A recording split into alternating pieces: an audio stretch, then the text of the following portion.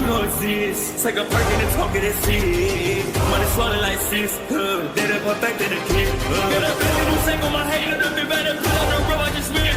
I know we got $1 million. The devil that shit ain't not cheaper again. Hello and welcome back, fellow anime lovers, to MangaMuse. I am delighted to have you join us once again in the world of fanfiction and fantasy. This is the fourth part of What If Naruto Finds Ichigo in Konoha. Special note, this fanfic is written in the masterpiece of Zeionia aka Disturbed on FANFICTIONnet. Do check and support the author too. Now smash the like, share and subscribe button for more. Also press the bell icon so that you never miss such great parts. Thanks for the introduction. Now let's dive into the world. Hinata waited in the recessed alcove beside the main gate to the Hyuga compound. Technically, Hanabi or one of the branch clan should be meeting Team 3, but Hinata wanted to do it. She liked greeting visitors. She smoothed out the creases in her formal kimono, a light lavender base with darker purple butterflies along the bottom hem, and activated her Byakugan.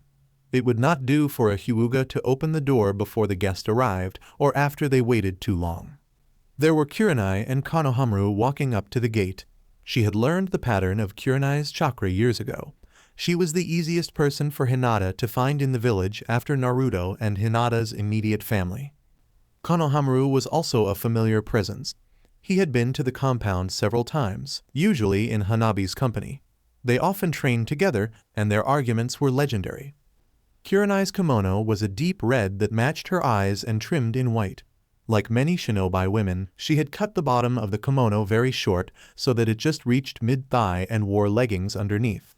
It was not the most formal of garments modified as it was, but all of the fabric was the finest silk, which made it acceptable to the clan elders. Konohamaru wore dark blue kimono with subtle green stripes over gray hakama. He could not seem to remember to leave the scarf at home, even for formal dinners. Though given the blue color, it blended in rather nicely with the rest of his outfit. He had left off the formal haori too, but he had met Hayashi on several occasions, and one more piece of cloth couldn't affect her father's opinion one way or the other. She almost missed Ichigo's arrival. The arrival of his Anbu guard seized her attention, and it took her a moment to notice him. Ichigo's chakra was dampened to the point that it appeared deliberate. That was a very advanced skill she did not expect him to know. Somewhere Ichigo had found a formal kimono size to fit, but she noticed immediately that he was not carrying any weapons. Hidden as she was, Hinata allowed herself a wince. The lack of armaments could be a problem once the elders started to spy on the dinner. "You don't have any weapons," Kurenai's voice filled the alcove. "Not even your bakken." Some long ago Hyuga had hidden openings in the outer wall so that no conversation held outside the gates could be a secret. Hinata listened shamelessly. She was a kunoichi, and she had grown up in a family of natural voyeurs. She was practically obliged to snoop. "Was I supposed to?" asked Ichigo. "By coming unarmed, you imply your hosts are weak, so easy to defeat that you don't need to bother carrying a weapon," explained Kurenai. Ichigo rolled his eyes. "Ninja are so weird." Konohamaru reached into his sleeve. "You can borrow one of my kunai." Hinata grimaced. If Ichigo only had one weapon and Konohamaru was missing one, then everyone would be able to tell what happened. It was not ideal. Even if exceptions were made for Ichigo's foreign upbringing, some would complain about his place on Team 3. Maybe she could toss a few kunai over the wall, or pass Ichigo some senbon as he entered the gate. "No, I've got this," said Ichigo. Kurenai raised a painted brow. "You don't have time to go back to your apartment. Being late is just as bad." "No," said Ichigo. "Zanjetsu." A gigantic sword appeared on Ichigo's back. Hinata dismissed and reactivated her Byakugan in quick succession. The weapon was still there. The hilt reared over Ichigo's right shoulder and the tip barely avoided brushing the ground behind his left foot. Yet Ichigo's back remained unbowed beneath the massive blade which had come from nowhere. Hinata had never seen anything like it. The sword burned her in vision. It was not made of chakra. She had seen Sasuke's Karen use chakra chains, and they looked very different to her sight. This was all light, though not painful or bright, but a steady shine, sometimes red, sometimes blue, sometimes black, but always light. "Will this work?" asked Ichigo. "It should be fine," said Kurenai, sounding stunned. "Did you have that the whole time?" "No, never mind, we can discuss it later." We wouldn't want to be late. That was Hinata's cue. She deactivated her Byakugan, letting the world fade back to normal sight. Then very carefully, she pulled open the primary gates. Kurenai stood in front with Ichigo slightly behind her to the left and Konohamaru on the right. They bowed, and Hinata bowed back. Rising, Hinata had a better look at Ichigo than with the Byakugan, which tended to blur colors slightly. He wore a full, formal kimono complete with Haori in all black. The only exceptions were his white tabi, white obi, and, on the front his Haori, 2 small spiral patterns in white beneath his shoulders. The only color was a dash of dark red from his under kimono and the blue of his Hitai 8 wrapped around his upper left arm. The overall effect was chilling, Hinata decided as she led them into the house proper. No one would ever describe Ichigo's demeanor as cheerful, but now he looked cold, not hostile exactly, but distant, as though the formal wear was really armor separating him from the rest of the world. He even held himself differently, as if there was heavy weight on his back, a weight more significant than that of his sword. He barely acted as if the weapon was there, crossing the wooden porch outside and coasting over the tatami mats inside as silently as a ghost.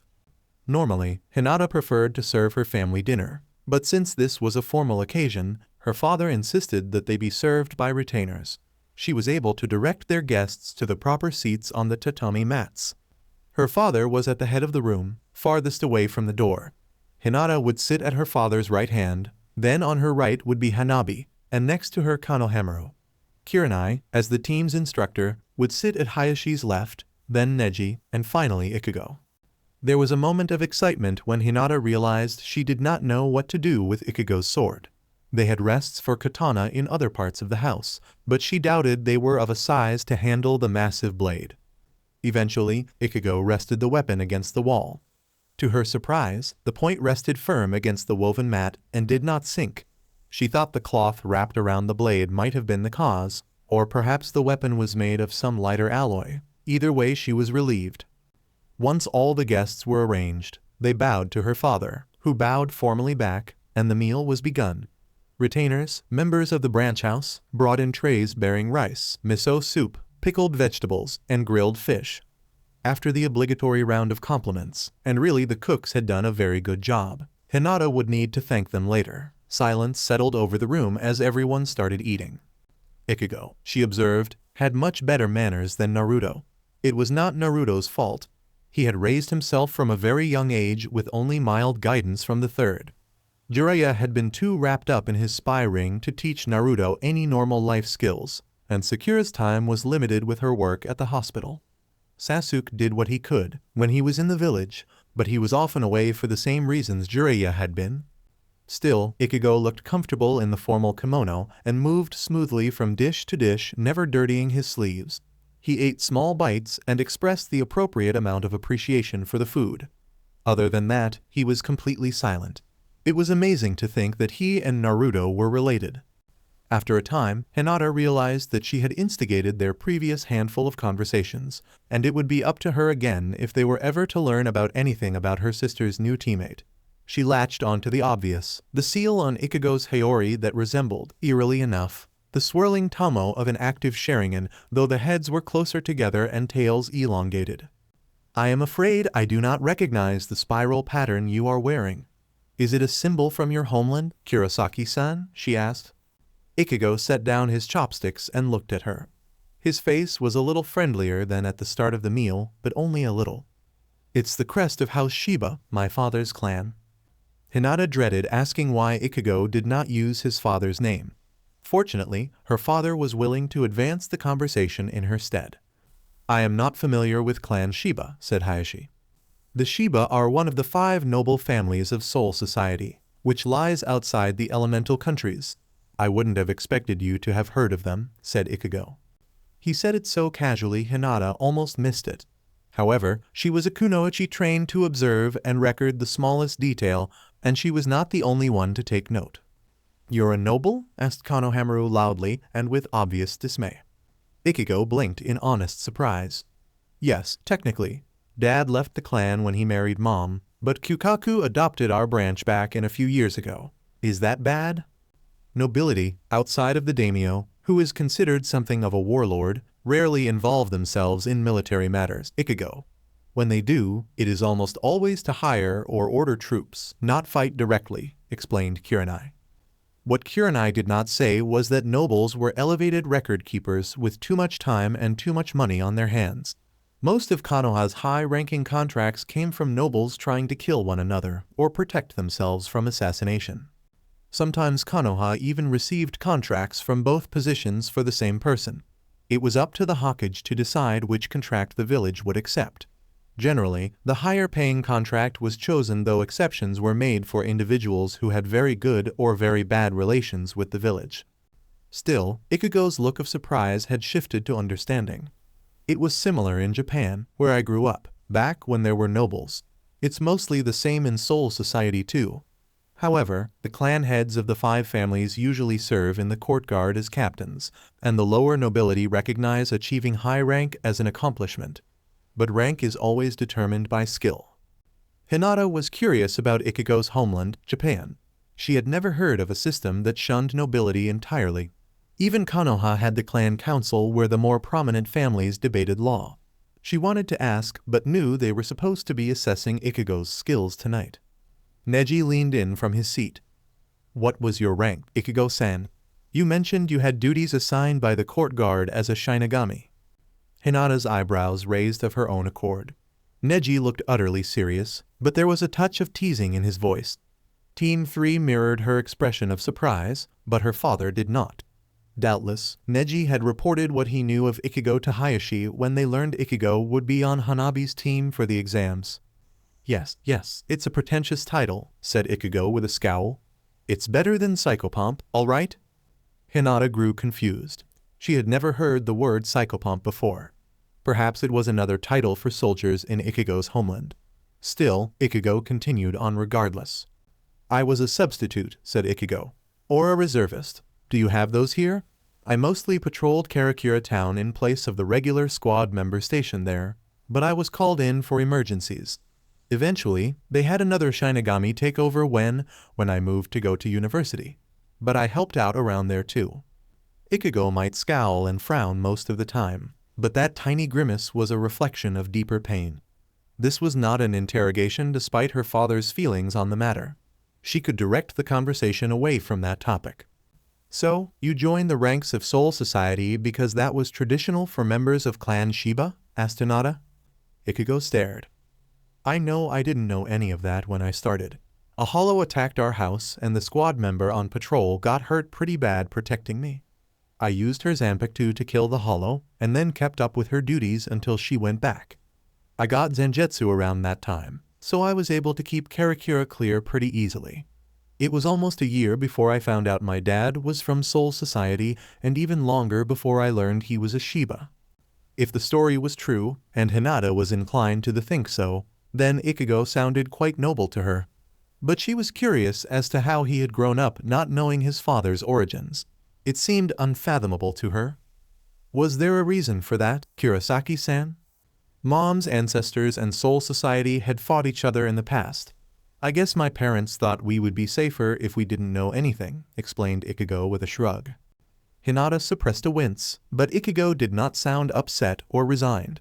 He was accepting as though it was normal to have family on different sides of a war, or that having his true heritage hidden from him was no matter. Then again, normal family histories did not carry the same weight as those of clans such as the Hyuga. "But you feel comfortable wearing the Shiba crest despite that conflict?" asked Hayashi. If Ichigo's family did not live in Soul Society, and his father had abandoned that name, then they obviously allied with his mother's clan. Ichigo scoffed. "Kyukaku practically forced me into it. She said that if I had to make a mess then at least people should know who was responsible." At their blank stares he added, "The crest symbolizes the eddy of heaven. The Shiba clan tends to stir things up." Hayashi's expression went blank in a way Hinata knew meant, "Oh no, another one." She saw it a lot when Neji's team came to visit. Her father was proud of his nephew, but Guy and Lee together were a touch too much for traditional Hyuga sensibilities. If Ichigo was anything like Naruto, Hinata expected she would be seeing a lot more of that expression. Hinata thought she could ease the conversation away from that direction to spare her father a little pain, though personally she was interested in the messes Ichigo had made. She suspected he meant something more important than painting the Hokage monument with graffiti. Kurosaki-sen, Hanabi has discussed your past few missions with us. She mentioned during the Tora mission. Hinata ignored the black aura that surrounded her sister. Hanabi would get over it someday. That you were able to stop the cat from biting you. Did you poison your hand? That was the method that had occurred to Hinata and Neji when they had heard Hanabi's description of the events. But she insisted that Ichigo had not moved or done anything to indicate the use of poison. No, said Ichigo, sounding vaguely alarmed. I used bleachedit, a Quincy technique, to make my hand really hard. Tora felt like he bit into a rock the second time. There was a pleased sound from Hanabi. Hinata ignored that too. There had only been a little bit of swamp muck. Not to mention, the trip through the tannery and the red light district were valuable life experiences. She was overreacting. A Quincy technique? Asked Hinata. What does that mean? Ichigo frowned. The Kurosakis were a Quincy clan. They were, how did Naruto say it? The frown clear. Right, he said it was a Kekkei Genkai. Kurenai choked on her rice and reached frantically for her teacup. The rest of them simply stared at Ichigo in shock. He was a noble and a possessor of a Kekkei Genkai, and neither of those facts seemed worth mentioning to him. Hinata thought perhaps he was a bit too much like Naruto in that regard. Taking pride in one's abilities was important, especially for shinobi who, by the nature of their work, often had few positive feelings but pride. You have a Kekkei Genkai that makes you stronger? Asked Neji faintly. Ichigo's scowl returned. It doesn't make me stronger, exactly. Bleachedit increases my endurance so that opponents' strikes do less damage. Blood artery increases offensive ability by making my attacks more powerful and me a little faster. But they have limitations. They're impossible to use at the same time, and they take a lot of energy. Have you been using them at morning practice? Asked Neji. No, protested Ichigo, sounding scandalized. I told Lee I wouldn't be using any special techniques. Neji gave him a pointed look. No ninjutsu or genjutsu. What you're describing is still taijutsu. I'm telling Lee and Guy that you're holding out on them. Lee especially. He wants to go faster, but he's worried that you're going to start vomiting blood again. That was one time, said Ichigo. That was using a completely different method. Anyway, that's not appropriate dinner conversation. This is a dinner with shinobi, said Hanabi cheekily. Kurenai, having recovered from her choking spell, turned accusing red eyes on Ichigo. The Hokage didn't tell me you have a Kekkei Genkai. Why haven't we been training it? What can you do? Ichigo blinked at her. I don't know why she didn't tell you. She knows Uzumaki Mamoru married into the Kurosaki clan. As for why we haven't been training it, he held up a hand to start counting the reasons. You've been teaching me ninja stuff. I'm better with Zenjutsu. There isn't an archery range anywhere that I can find, and a lot of Quincy techniques involve shaping Raizhi into arrows. We have an archery range, said Hinata. Immediately she blushed and glanced at her father. She ought not to have volunteered the use of the Hyuga range to outsiders without consulting the clan head first. Hayashi looked amused by her outburst rather than angry. We do have an archery range, he said. It is not an art commonly practiced among shinobi of Konoha, but we find it advantageous when paired with our Byakugan. I can see why, said Ichigo. His frown turned hesitant. I thought the Hyuga style focused on close-quarters combat. The gentle fist requires it. Yes, said Hayashi. But our elderly and those otherwise retired from the ranks cannot always use gentle fists due to physical limitations. Archery allows them to participate in the defense of the clan, should it be necessary. That's why the Quincy use bows too, admitted Ichigo.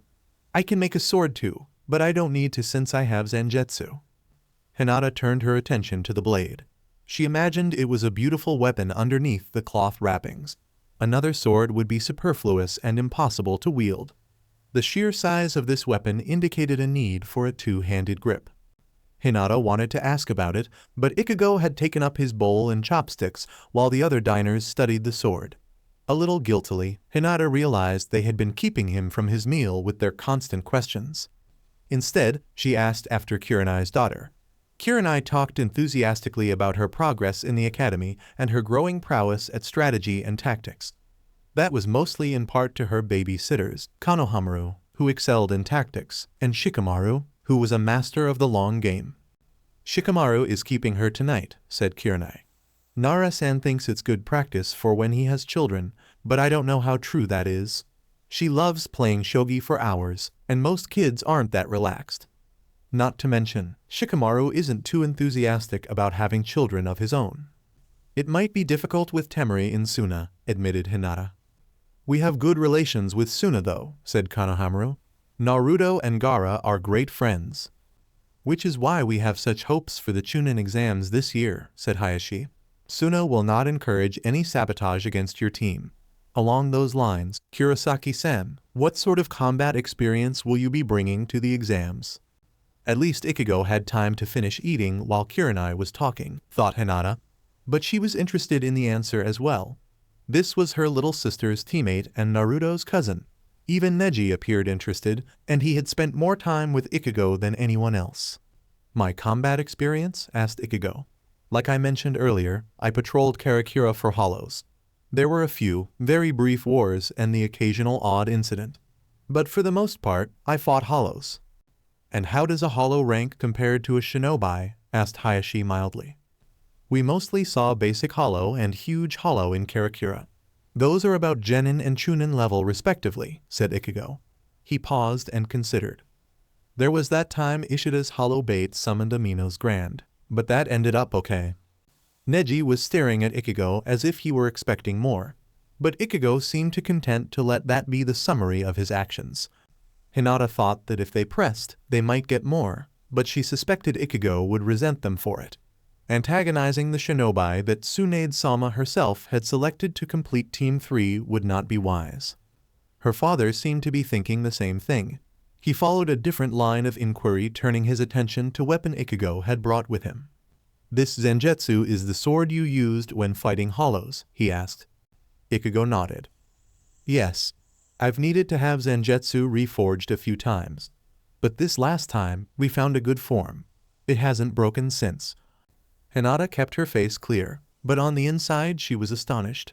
If Ichigo had fought hard enough and often enough to break his blade more than once, then that meant he had done much more fighting than his description of patrolling suggested. She doubted it was a flaw of the blade that had caused it to break so frequently. Any sensible warrior would discard a sword if the metal was weak. "May I examine the blade more closely?" asked Hayashi. Ichigo looked surprised by the request and turned his head to look at the sword. After a minute he shrugged and said, "It should be okay." He got up and retrieved the sword. As Ichigo knelt between Hayashi and Kurenai, the wrapping around the blade unraveled on its own. Hinata observed curiously that the cloth hanging from the hilt of the weapon did not appear to be enough to cover the whole thing. Then again, she had seen him materialize the blade out of nothing. Perhaps the excess wrappings were stored somewhere else. "It resembles a straight-edge kyber knife," said Hayashi. "I have never seen one so large before." Large was perhaps an understatement. The blade was nearly as long as man was tall, made primarily of an unfamiliar dark black metal that Hinata had never seen. Only the single edge held the silvery sheen she normally associated with bladed weapons. Oddly, the sword had no guard or pommel, just the white cloth wrapped around the tang to serve as a grip. Clearly it was not a weapon meant for defense. "Ah, you recognize it," said Ichigo. "I got yelled at the first time I called it a kitchen knife." Hinata covered her smile with her hand. It would not be fair to laugh at Ichigo for a mistake long past. But what sort of warrior could not identify his own weapon? "May I hold it?" asked Hayashi. Ichigo's wary expression returned, but eventually he nodded in agreement. There was an awkward shuffle when Kurenai and Hinata backed away so neither would get in the way of the weapon, and Ichigo had to flip it around, so he could hand Hayashi the flat edge. Once he had Zangetsu firmly in his grip, Hayashi studied the blade with much more interest. It could almost be mistaken for one of the weapons belonging to the 7 ninja swordsmen of the mist. Though I am surprised, since all 7 are much heavier than Zangetsu. Visibly alarmed, Ichigo opened his mouth to reply. Whatever he intended to say was lost as Hayashi abruptly dropped his hands to his lap, as though the sword had become inexplicably heavy. A moment later, her father dropped as well when the tatami below him crumpled. The blade wavered dangerously, and the sharp edge slowly angled down. Before the sword could come close to cutting Hayashi, Ichigo reached out and grabbed the blade edge with one hand, easily lifting it from her father's hands. "Sorry about that," said Ichigo. "Zangetsu's very proud. I thought he would behave, but I guess not." The blade flashed dangerously but still did not bite into Ichigo's hand. In a few easy movements, Ichigo had the sword wrapped once more and secured on his back. He paused where he stood looking down on the assembled diners. I don't think I should put Zangetsu down just yet," he said carefully. Her father was still reeling from the near loss of his knees, so it was probably for the best that dinner came to an end. Hinata smiled at her guests. "I would never wish to make you feel unwelcome, but I am afraid we do not have any entertainment scheduled for the evening," she said. Everyone understood her meaning. Konohamaru and Kurenai had both finished eating, and they all had plenty to think about, except perhaps Ichigo, who was looking guilty and awkward. After bowing to the rest of her family, Hinata led remainder of Team 3 back to the gate. Konohamaru and Kurenai bade her a good night and wandered off to collect Kurenai's daughter from Shikamaru. Ichigo hesitated before leaving. "I'm sorry about making a mess, Hyuga-san," he said. "I can probably pay for a new tatami." Hinata smiled. "It was only a mat and my father's pride. The mat we can replace easily. The latter, well, pride is something we Hyuga have in abundance. He will recover. There is no reason to fret, Kurosaki-san." "If you're sure," said Ichigo. He bowed again. "Thank you for the meal. It was a feast." Hinata bowed back. "Thank you for coming, Kurosaki-san. I will see you tomorrow." Ichigo blanched. "Are we doing this again tomorrow?" Hinata giggled slightly. "No, maybe again before the Chunin exams, or after if things go well. But I heard cousin Neji insist that he would be telling his team about your abilities. I thought I might stop by to watch, if you don't mind." Ichigo sighed, running his hands through his hair. "I almost forgot about that. They're going to be even worse now." "You mean youthful, Kurosaki-san," said Hinata. "Of course," said Ichigo with a wry smile. "How could I forget? See you in the morning then, Hyuga-san." Ichigo finally departed. Hinata was almost tempted to activate her Byakugan in case he ran into any trouble on the way. Then she remembered the Anbu guard that had followed him to the house. Ichigo would be perfectly safe. Hinata would see him in the morning. Hinata shut the gate firmly and turned back to the house. She had a dinner to clean up, a household to run, and a father to console. She was far too busy to give in to passing whimsy. She would not peek. Hinata peeked. Just a little. She was a shinobi. No one could blame her for doing her job. Konohamaru opened his eyes and shut off his alarm with a groan. The red light and loud noise was bad enough. The bold 5 o'clock was a true assault on his senses. It was a completely unreasonable time to be awake on a Sunday morning without a mission to make it worthwhile. He sat up, blinking the last of the sleep from his eyes. He did a mission of sorts. Half awake, Konohamaru pulled on his training outfit and fixed himself breakfast. He was pretty sure orange juice did not belong in his cereal once he started eating, but it was too early for him to care. It was almost the same as a serving of fruit. Mogi and Udon pestered him about that sort of thing all the time. A short time later, teeth freshly cleaned and hair almost brushed, Konohamaru set out from his house. He knew where he was going at least. Everyone knew which training ground Team Guy used for morning practice in order to avoid it at all costs. Tenten and Neji weren't as bad as Lee and Guy, but any one of them felt free to demand a practice fight from anyone foolish enough to show up.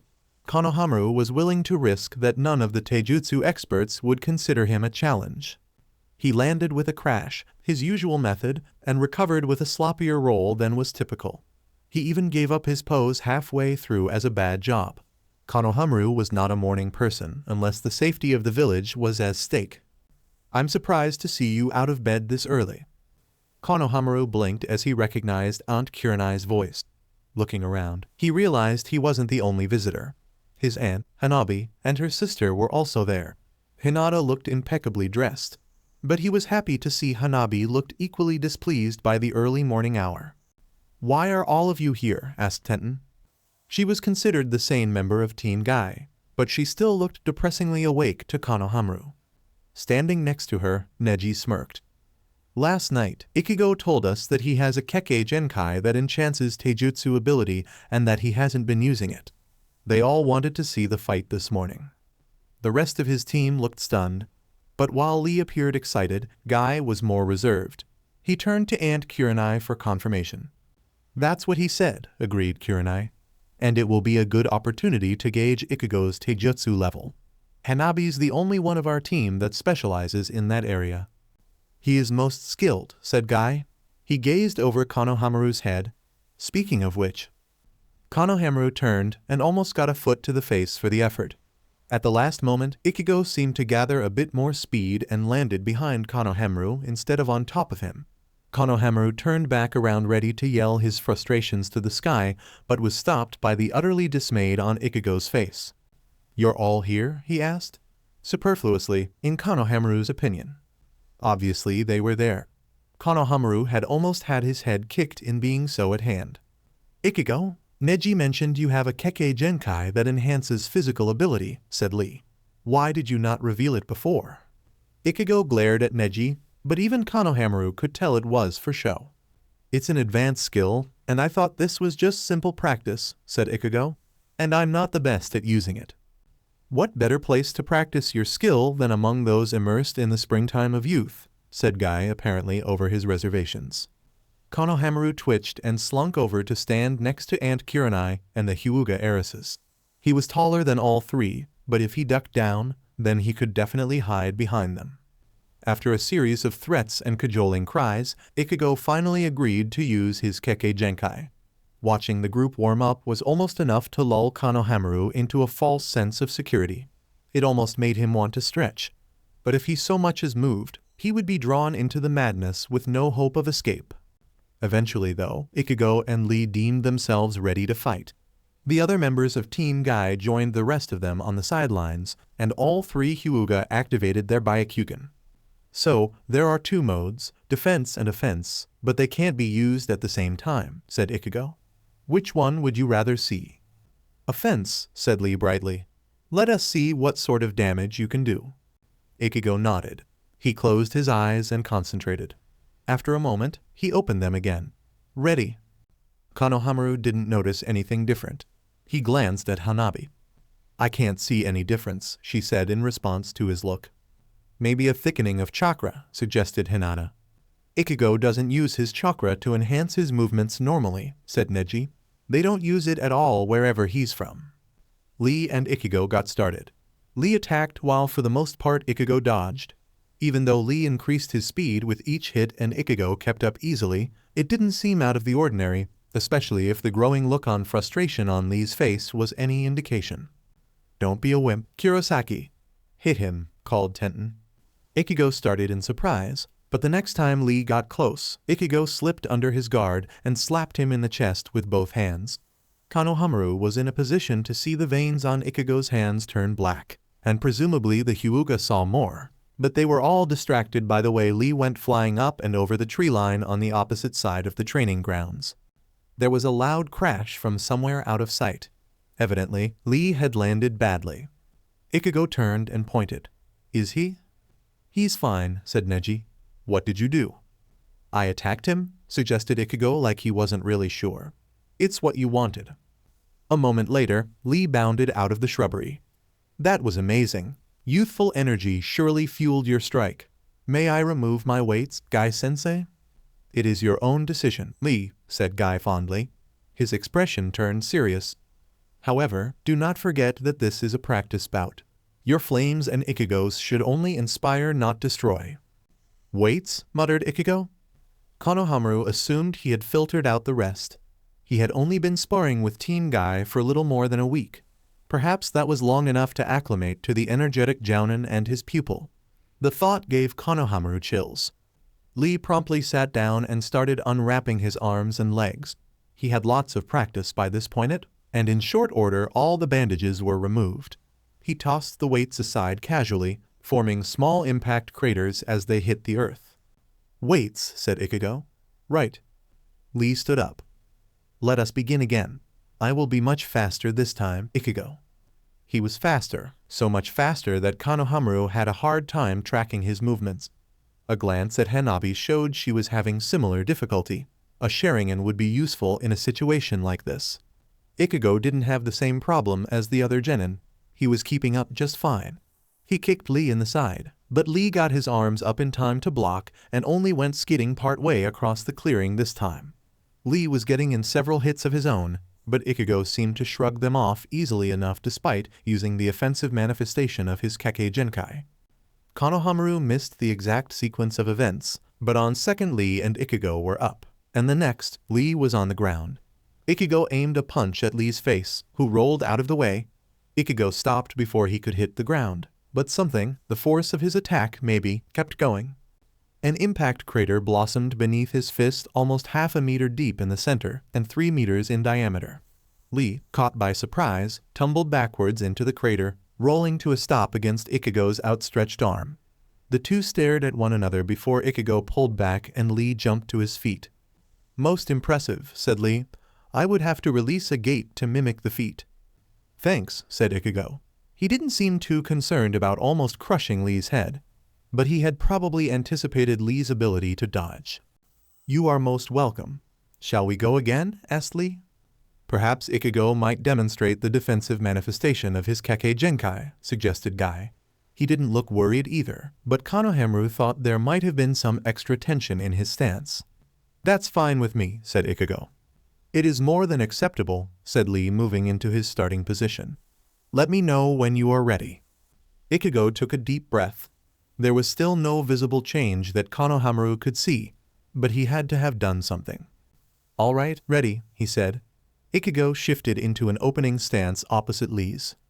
After a moment, Konoha's beautiful green beast charged, aiming a punch at Ichigo's jaw.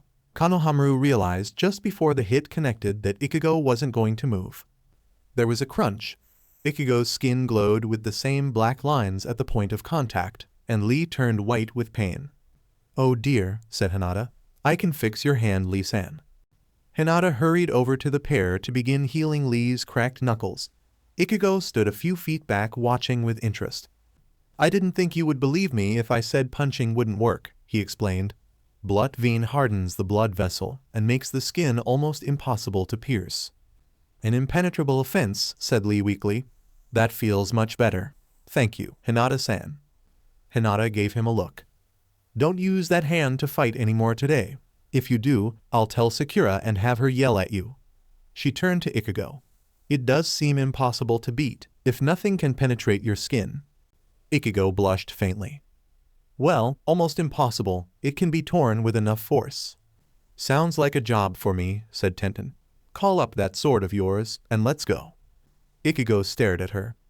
"You want me to use Zenjutsu and Blood Vein?" "You promised me a match with the real thing," said Tenten. "And wasn't it you who said it didn't feel right to fight an unarmed opponent? That Bakken may be a weapon, but it's not a blade." "If you insist," said Ichigo, reaching over his shoulder.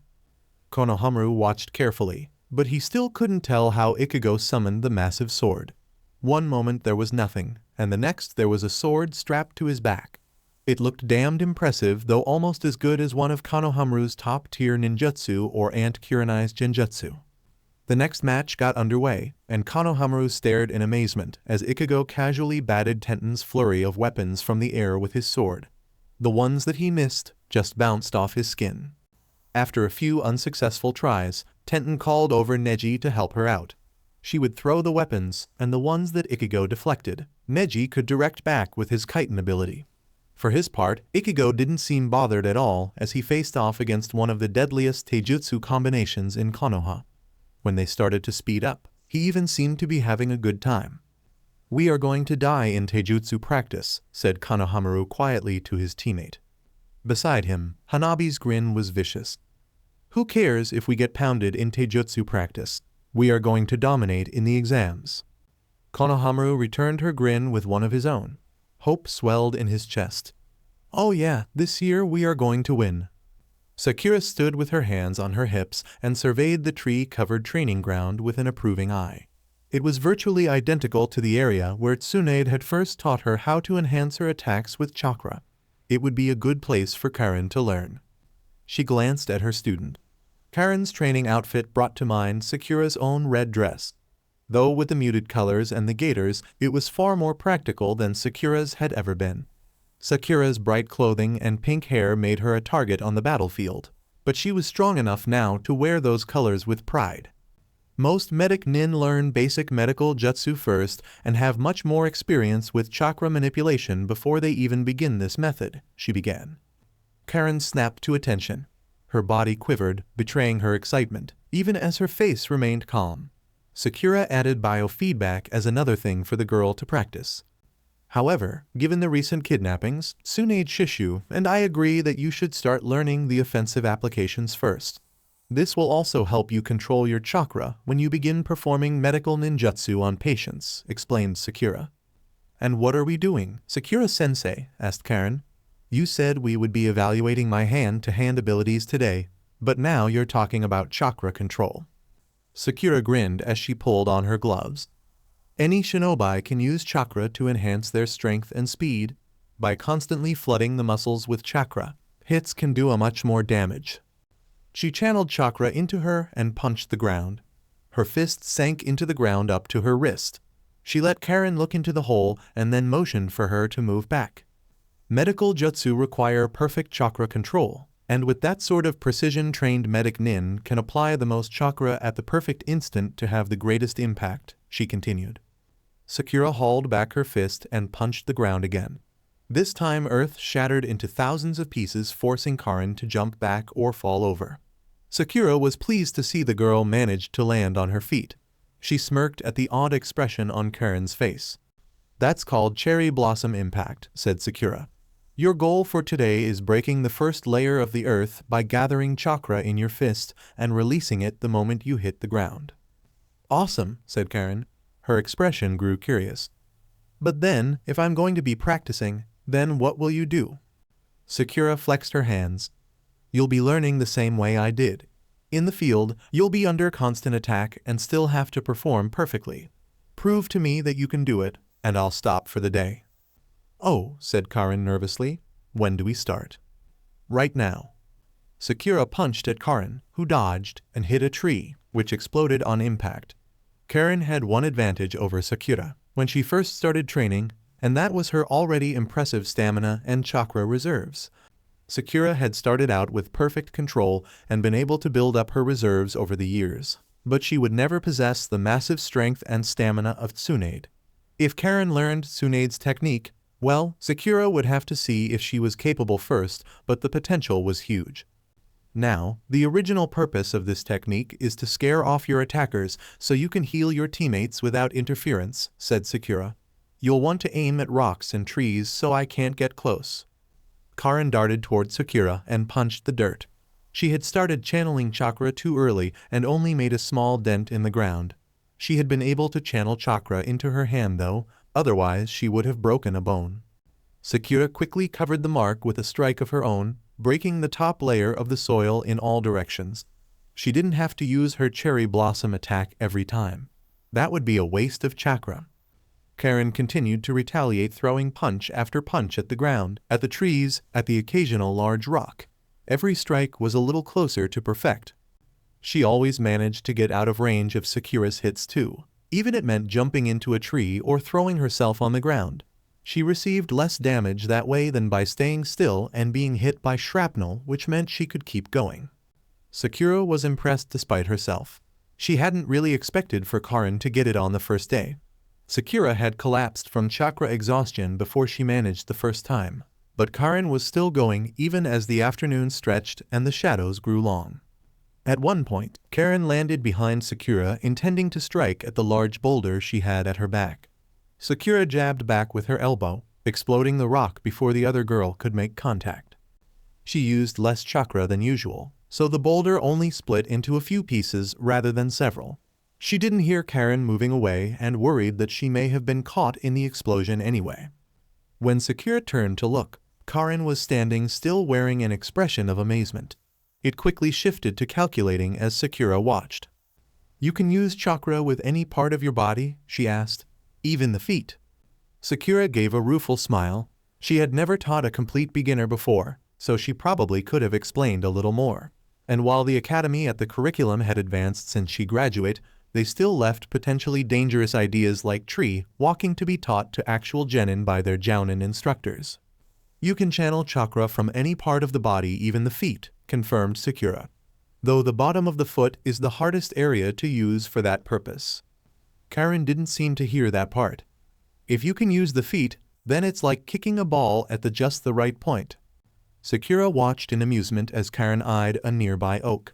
The girl pulled her leg up and struck the tree with a roundhouse kick at just about chest height. Splinters flew everywhere.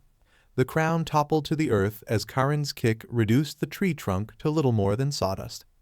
Was that right, Sakura-sensei? Asked Karen as she turned back around. Sakura marshaled her stunned expression into something more appropriate for a teacher. That was excellent, Karen. But using your feet is supposed to be harder than using your hands, not the other way around. Karen shrugged, though she was obviously pleased. I play a lot of soccer. You have to hit the ball just right or it won't go where you want it, especially if it's spinning. Then I had to learn how to add ryayatsu to my kick too when hollows started attacking. Oh? Asked Sakura.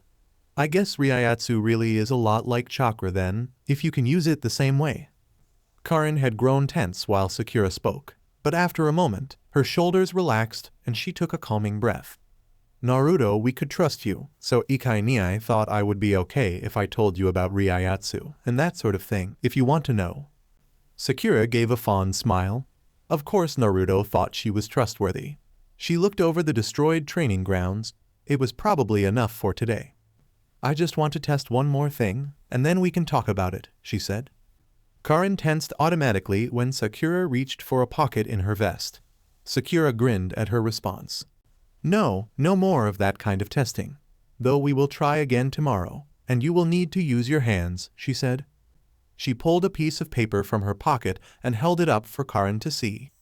This is elemental paper. It's made from a tree specially nurtured to be sensitive to chakra.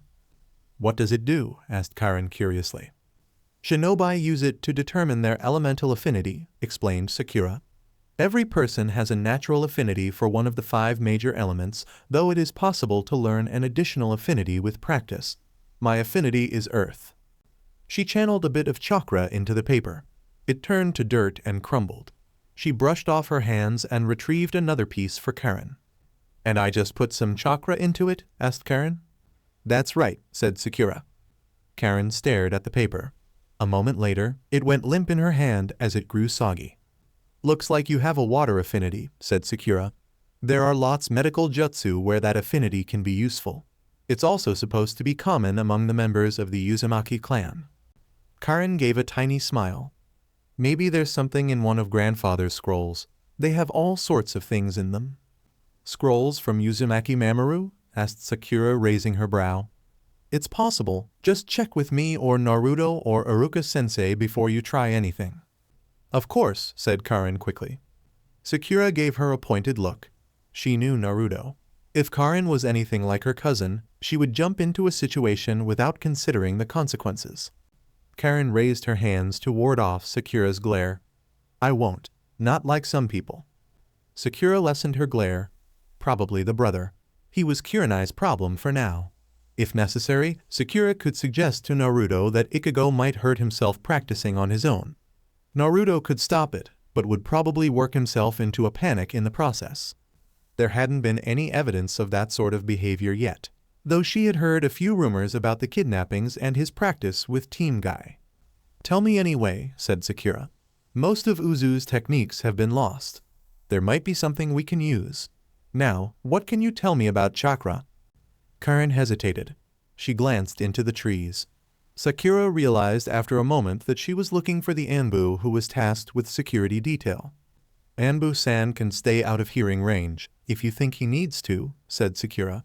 But they are trusted with the most secrets in the village.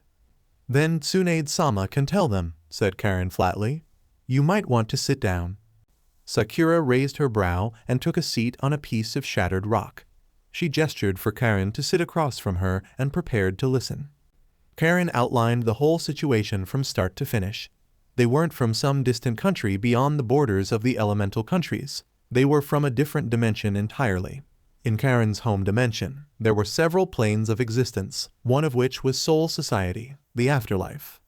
Her father was a Shinigami, a spirit from Soul Society, who guided lost souls to the afterlife and fought evil spirits called Hollows. Her mother had been a human from a clan of spiritual mediums, which also fought Hollows, which was how her parents had been able to meet. Their heritage meant Karen and her siblings had been born with great spiritual energy, ryuryoku, which could be felt and manipulated as spiritual pressure, ryayatsu. The reason healing Kidu didn't work on normal humans was because it was designed for use on bodies composed of spirit particles, Raizhi, or put more simply, healing Kidu repaired damage done to souls rather than physical bodies. By the end, Sakura had her answers, but she had 1,000 more questions. You're not a human? Karen actually rolled her eyes. We're all human, but that's the problem? The Central 46 think they have power over everything having to do with spirits. But we're alive, so we're not subject to their authority. Ichigo is really strong. The Central Chambers ordered his death and ours too so they could have his power. It's why we had to leave. Sakura closed her eyes briefly. That explained so much, or at least, why there were only rumors about Ichigo after 2 full weeks in the village. She would hesitate to reveal her abilities, even those that would mark her as a valuable medic nin, if she had to take refuge in another village. Not that Sakura would be able to hide in a ninja village. As Tsunade's premier apprentice, she was almost as recognizable as her master. She looked at Karen. But to travel to a completely different dimension, is that even possible? If it weren't, we wouldn't be here, said Karen bluntly. But Naruto said it might be possible. You'd have to ask him or Tsunade-sama. She got some sort of book from grandfather that convinced her. I think I will, said Sakura. Not that I don't believe you. But it sounds unbelievable, said Karen. I understand. I grew up seeing ghosts and sometimes I don't believe it. Dad never said anything, even after Mom died and Ichigo almost. Karen cut herself off. Normally, Sakura would have been supportive, or at least sympathetic, but she was still trying to process everything. Beneath the shock, there was anger on behalf of her student, but it was buried deep. Instead, Sakura rose to her feet. I'll walk you home. Then, I think I'll go track down Naruto and ask him. We'll start up again tomorrow. Okay, said Karen, sounding relieved. She wobbled a bit getting to her feet. I guess I'm more tired than I though. Sakura suspected it was a combination of exhaustion from training and relief from talking about her situation, but she wasn't going to point that out to Karen. No doubt the girl knew already. We're trying to land you in the hospital as a doctor, not a patient, she said. Be sure to get plenty of rest and eat a big meal to restore your chakra. Yes, Sakura-sensei, said Karen as she carefully picked her way across the ruined training ground. Speaking of patients, you need to schedule an appointment for Kakashi-san. Alarm filled Sakura, overriding her shock for the moment. Kakashi-sensei said he needed an appointment. Yuzu forced him into it, said Karen. She can be very insistent. You should make him get one before her technique wears off. Sakura relaxed slightly. That sounded much more like Kakashi. She was surprised that Yuzu had managed to get a verbal agreement. Then again, there was a reason the girl had joined T&I. Just the other day Ino had told her the rumor that T&I's newest member was really an escapee from hell and had learned all of her techniques there. Sakura froze as the realization struck home. When Ino-chan said Yuzu escaped from hell? Ichigo busted her out, clarified Kari, stopped beside Sakura. But yeah, Yuzu was really in hell. Ichigo implied it was just a really tough prison, if anyone asks. I don't think they'll be asking me, said Sakura, forcing her legs to move. Yuzu had been in hell. How? Why? Sakura wanted to ask, but she didn't want to know. She would ask Tsunade Shishu first. If what Karen had said about her family history was true, then maybe the rest was too. She would leave the issue of Yuzu up to Anko and Ibiki. She had her own Kurosaki twin to worry about. By the time she had dropped off Karen, Sakura had worked herself into a frenzy on the inside at least. She didn't want to scare her student. She used to body flicker to reach the tower and then stalked up the stairs to the Hawkage's office. The matter was urgent, but unfortunately not urgent enough to warrant using the window. Each step gave her time to think and shape the anxiety she was feeling into more productive rage. Sakura glared at the secretary's desk as Shizune announced her arrival and burst into the office the minute she heard Shishu's voice. "This is crazy. It's insane," she shouted, barely keeping the hysteria in check. Seated behind a massive pile of paperwork, Tsunade managed to look sympathetic. "Thank you, Shizune. Shut the door behind you, please." Shizune bowed to Tsunade and nodded at Naruto, who was seated at his much smaller desk catty-cornered to Tsuade's. She gave Sakura a reassuringly smile, even if she didn't know what was going on, and shut the heavy wooden doors to the office. "Shishu, Karin told me she was from another dimension," said Sakura. Her first charge had brought her to a stop mere centimeters from Tsunade's desk. Now Sakura leaned on it for support. There was a curiously clear spot, where the varnished wood was normally hidden beneath reports. Tsunade must have cleared it out in advance. There was a faint creak as Tsunade leaned back in her chair. "Did you believe her?" The question caught Sakura flat-footed. Surely, her teacher had heard the story. She wouldn't have accepted any of the Kurosakis into the ranks if they were lying about their origins. It sounds crazy. But she went into so much detail, and her brother and sister back her up. I mean, who would make something like that up? And why? Tsunade pulled the letter and a book out of a drawer. She unfurled the scroll and laid it in front of Sakura. "Take a look at this," she said. Sakura briefly skimmed the contents of the letter. When she was done, she looked up in confusion. "It's a letter of introduction from the last master of Yusashigakure." "And what's at the bottom?" pressed Tsunade. Sakura raised her eyebrows in disbelief. "The signature?" Tsunade pointed at a blank spot next to the signature. "Right there is a seal designed by Uzumaki Mamoru. It can only be seen by people with significant Uzumaki blood." Sakura stared at the scroll again. She reached out a tentative hand and touched the spot. She couldn't feel any ink beneath her fingers. "Really? I can't feel anything either." "Of course not," said Tsunade. "That's the point. Pink hair or no, you are not a descendant of that clan." She flipped open the book. "Now look at this." Sakura studied the book. She could see ink on the page, but it didn't resemble any language or code Sakura had ever seen. There were just vaguely letter-shaped swirls. "It's gibberish," said Sakura. She narrowed her eyes. "Please tell me that Uzumaki Mamoru did not invent a language that could only be read by his clan." "That would be awesome," piped Naruto. Sakura and Tsunade both glared at him. Not helping, they snapped. Naruto ducked his head to avoid their stares.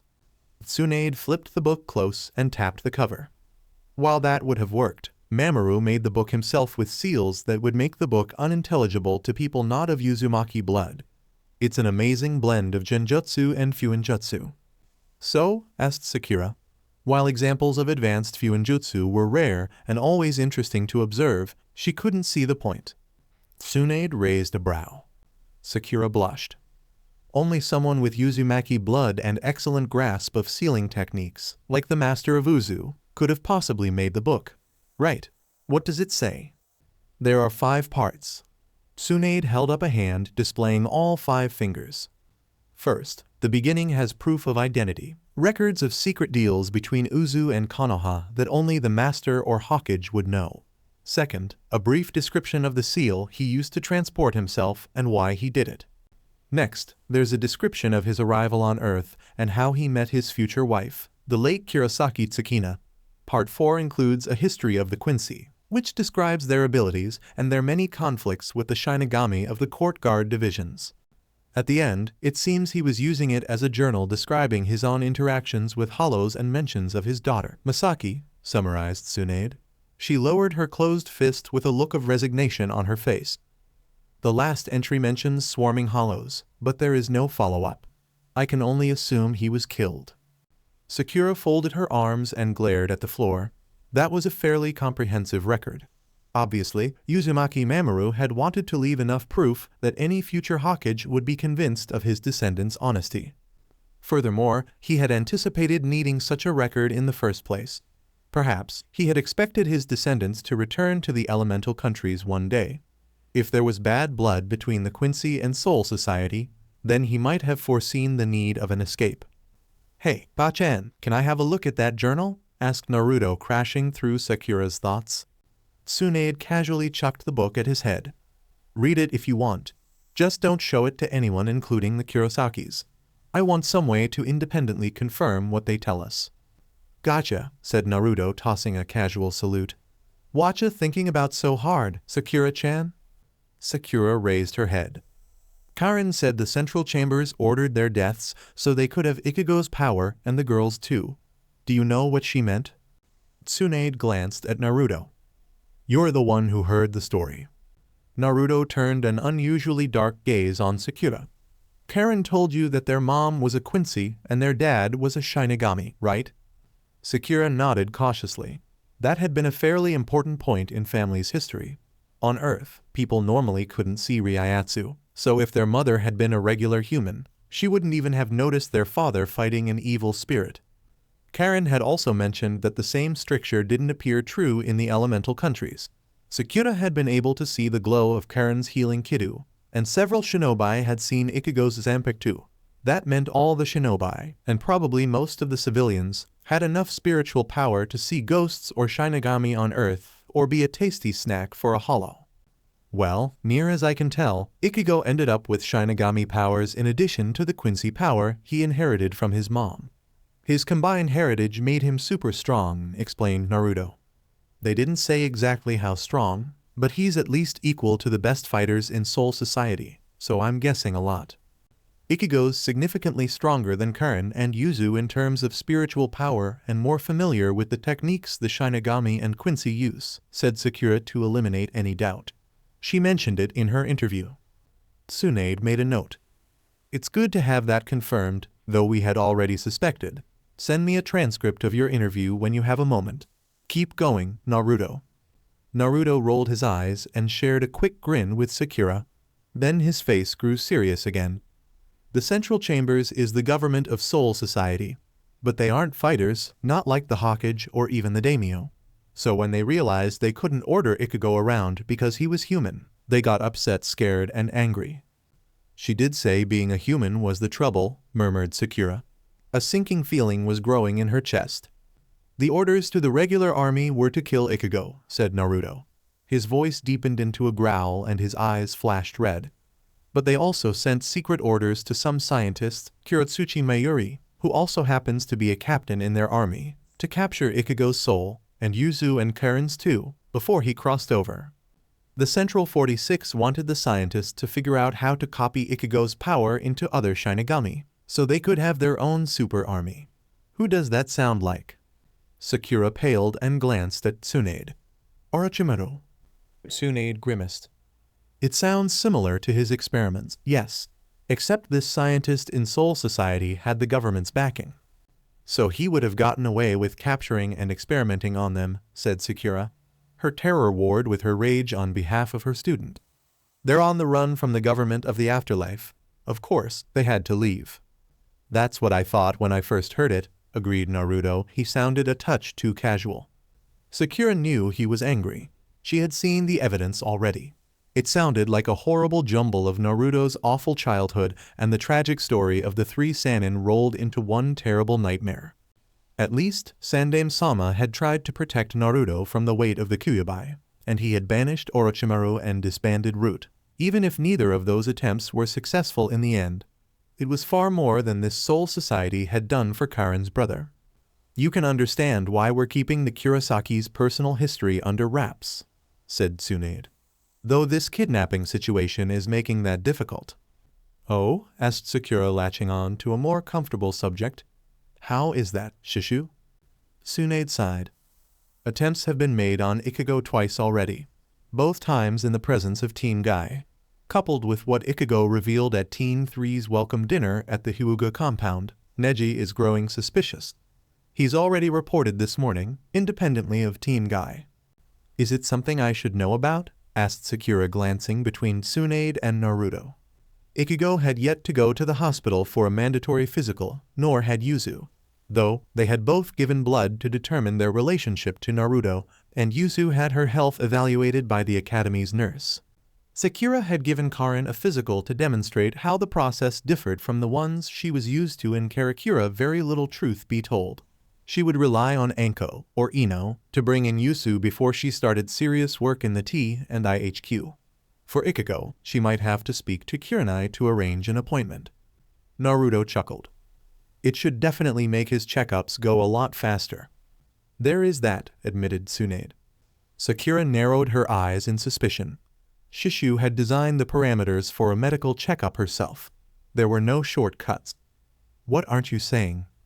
Ichigo has the power to instantly, or nearly so, regenerate any damage done to his body, said Tsunade. Sakura gaped. You're joking. No, of course they weren't joking, but he can do that with Ryayatsu. Karen said it's almost impossible to heal physical damage with healing Kidu because they're Ryayatsu based. That's why she had to modify them in the first place. Did she now? Asked Tsunade, sounding intrigued. Well, here's the kicker. Apparently, Ichigo's ability is a modified hollow technique. Neji thought this was of particular interest because most of Ichigo's self-reported combat skill was developed in fights against hollows. Sakura's mouth dropped open in surprise, and her eyes grew to the size of dinner plates. He used a hollow technique? She barely contained a shriek. Aren't those the evil spirits? The ones the Quincy and the Shinigami fight? Naruto nodded. I know, right? But don't worry, he doesn't eat people. Sakura just closed her eyes and shook her head. Can it get any more complicated? None of the Quincy techniques Ichigo mentioned to the Hyugas or used against Team Guy match ones described by Uzumaki Mamoru, said Tsunade. I would like you to ask Karen about them and submit a report to me. Sakura blinked. She hadn't been expecting an answer or orders like those. You can't just ask Ichigo. He'll know if I ask Karen. Tsunade and Naruto exchanged a look. Sakura watched the silent communication with amusement. She could know what Naruto thought in a glance and understood her teacher's directions without a word, but she had never been able to interpret what they said to each other. Naruto's shoulders slumped. Apparently, he had lost the debate. Ichigo doesn't like to talk about his abilities, so you'll probably get a more complete answer out of Karen. We'll need to know specifics if we want to add their Kekkei Genkai to the village register, added Tsunade. We don't need to know how it works, just what it means to be a Quincy. Okay, said Sakura, still a little stunned. She had had so much doubt when she arrived, and now she was receiving a mission, as though interdimensional travelers were no big deal. Maybe Naruto and Tsunade were used to the idea by now, but she was still trying to understand. Now that that's settled, said Tsunade, break out the sake, brat. My apprentice needs a drink. Sakura's confusion cleared. Shishu had probably drunk herself into a stupor the first time she heard the Kurosaki's story. When you were drunk enough, everything made sense, and on the wrong end of a hangover, your head hurt too much to argue. Sakura gratefully accepted a saucer and downed it one swallow.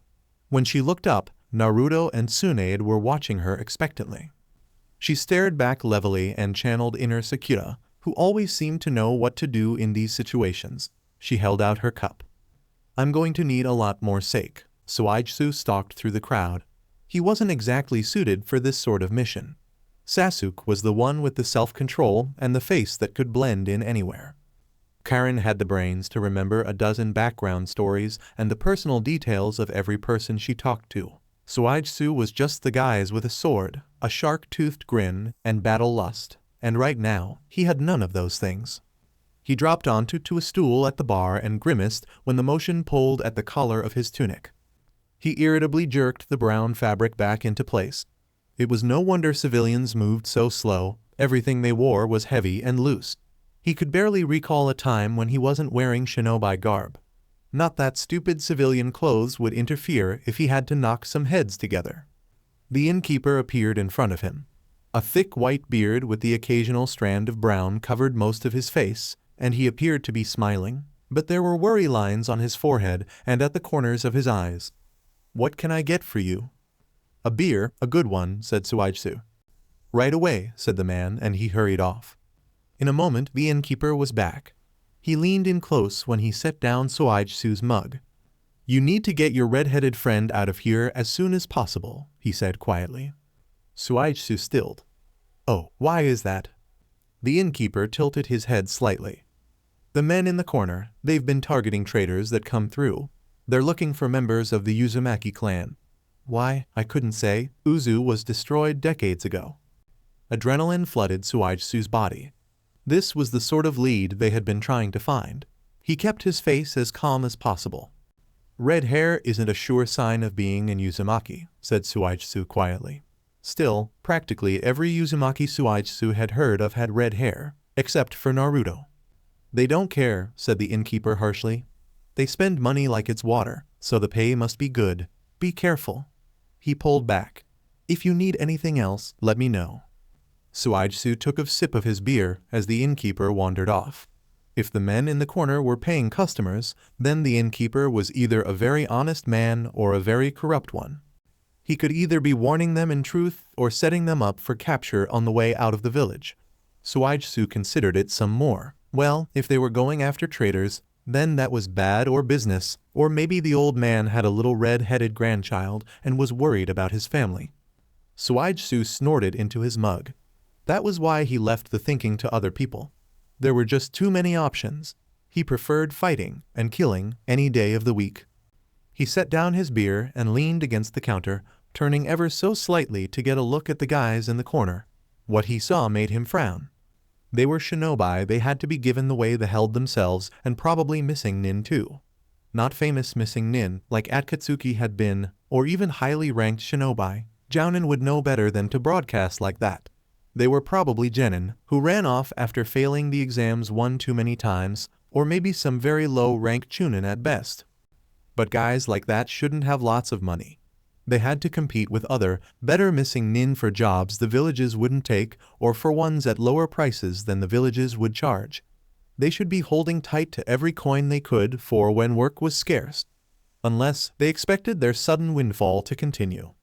Suigetsu finished off his beer and dropped the change on the bar. He included a little extra for the information.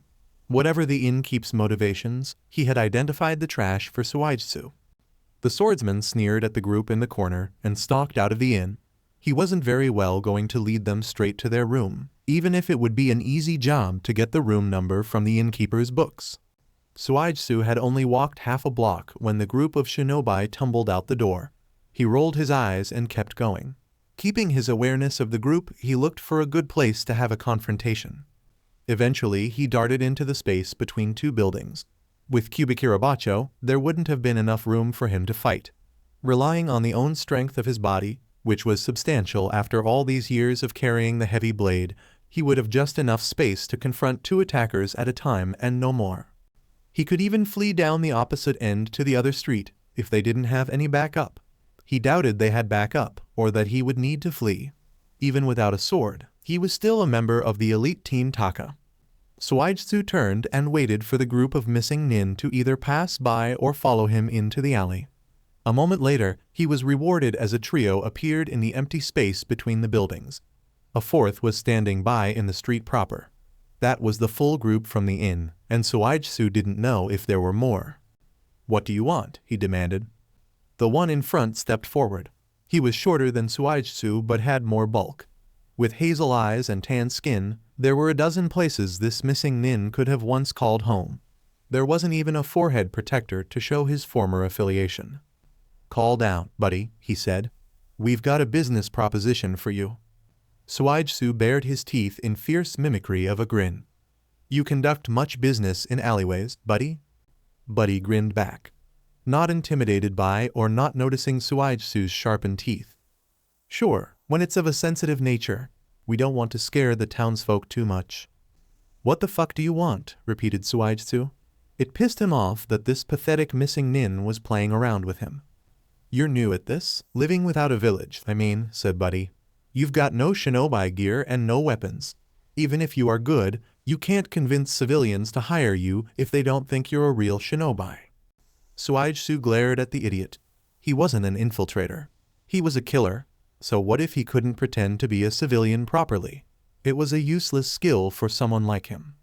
"If you think I'm going to join your group, you've got another thing coming," he growled. Buddy waved a hand. No, nothing like that. Just a trade." "A trade?" asked Suigetsu warily. "I don't have anything to trade." "Sure you do," said Buddy. "We'll give you some startup money if you hand over that red-headed girl." "You want to buy Karin?" asked Suigetsu, honestly stunned. Buddy grinned. "She's an Uzumaki, right? I heard her give that as her name, and she's trained a kunoichi too. If you give her to us, then you'll get something out of it. But if you keep going, well, Uzumaki are in high demand these days. Someone else might just take her. It's not like you two have a good relationship either. So it's win-win. Suigetsu moved. Unencumbered by the weight of cubic irabacho, he moved like lightning.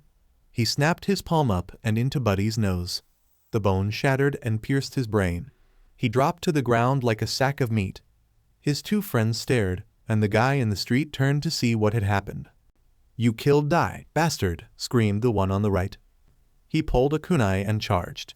Suigetsu used the man's momentum to shove him into the wall, then redirected the swing of the kunai into the missing nin's throat. With all of Suigetsu's considerable strength behind it, the blow severed his spinal column and drove the kunai into the wall, leaving the man's limp body hanging off it. Suigetsu turned his sight on the other two missing nin. The one in the alley was staring in horror, definitely a former genin.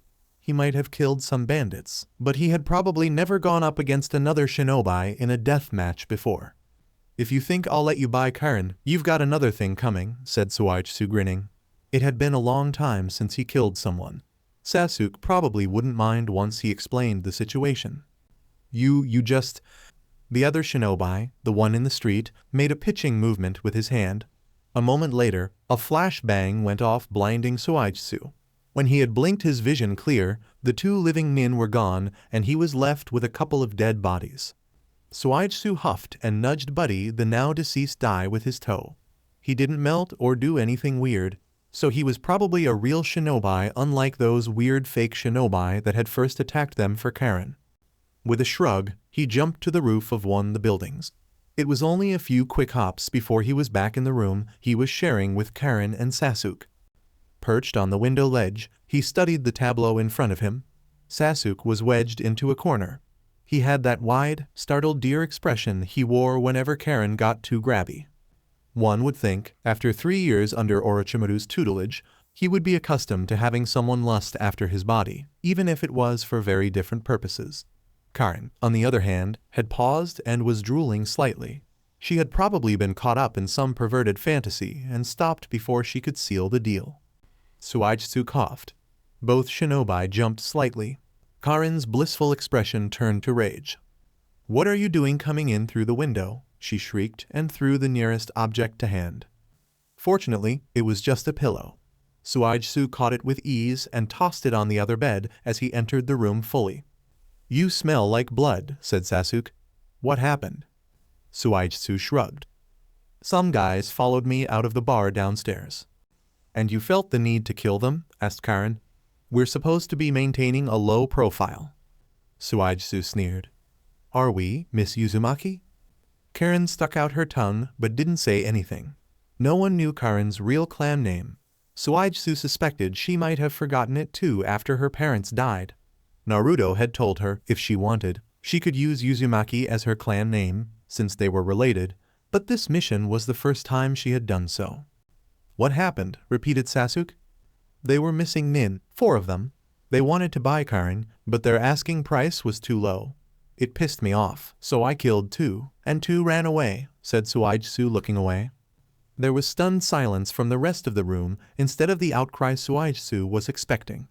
So, he looked back at the other members of Team Taka. Karen had gone pale. Her expression was caught between astonishment and horror.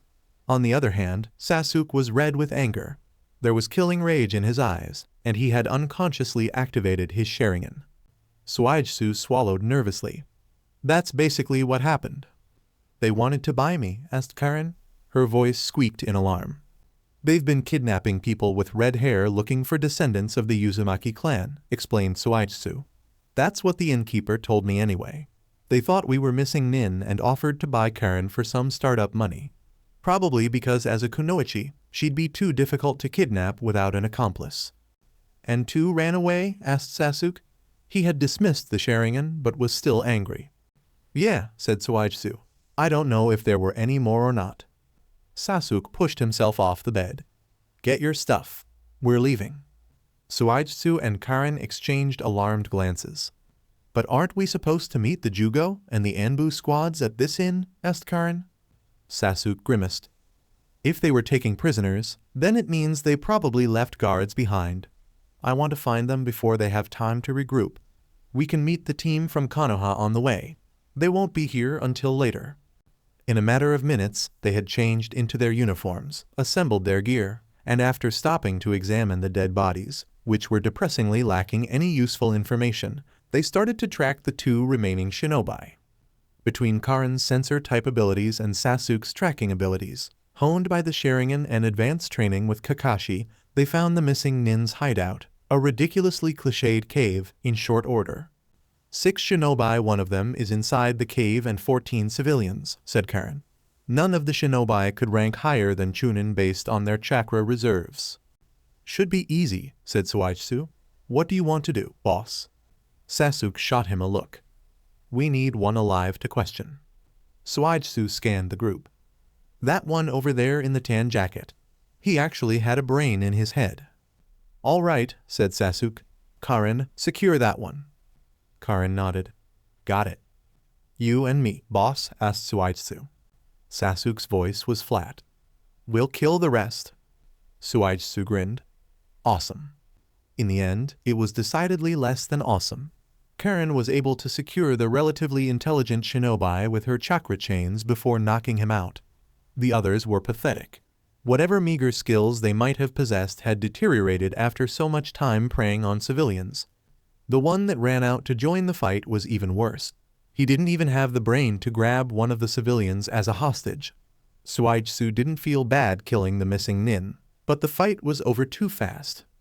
Check on the prisoners, Suichitsu, said Sasuke. Suichitsu snorted. Surely, Karen being an Uzumaki herself and a less threatening girl was a better choice. Fine. Fine. The swordsman sauntered into the cave. The entrance was a surprisingly large tunnel, and the floor sloped away deep into the ground. Suichitsu could see a light gleaming from further inside. The bottom of the cave was flat, so didn't have to worry about tripping. The end of the tunnel emerged into a small cavern. There was a lantern backed against a piece of mirror that provided illumination. In the dim light, Suichitsu could see the kidnapped victims. There were 6 adults, mostly middle-aged, though one was old enough to have gone completely gray. The rest were all kids. Only one old enough to be considered a teenager. Suichitsu held back a bitter laugh. All of them were cuffed in chains rather than simple rope. He had seen much worse and had much worse done to him during his days with Orochimaru, but the sight still brought back strong memories. Still, it seemed excessive to use chains on civilians. Maybe some of their earlier captives had been shinobi. There was a flash of movement in the corner of Suichitsu's eye. He took a step back and brought his right arm up to block. Someone bit deep into his arm. If he hadn't so quickly, then it would have been his throat. Suichitsu let the limb liquefy slightly, and his attacker crashed to the ground with a cry. What the fuck do you think you're doing? Demanded Suichitsu as he solidified his arm. You can't keep us here. It's inhuman, shouted the man. He charged again.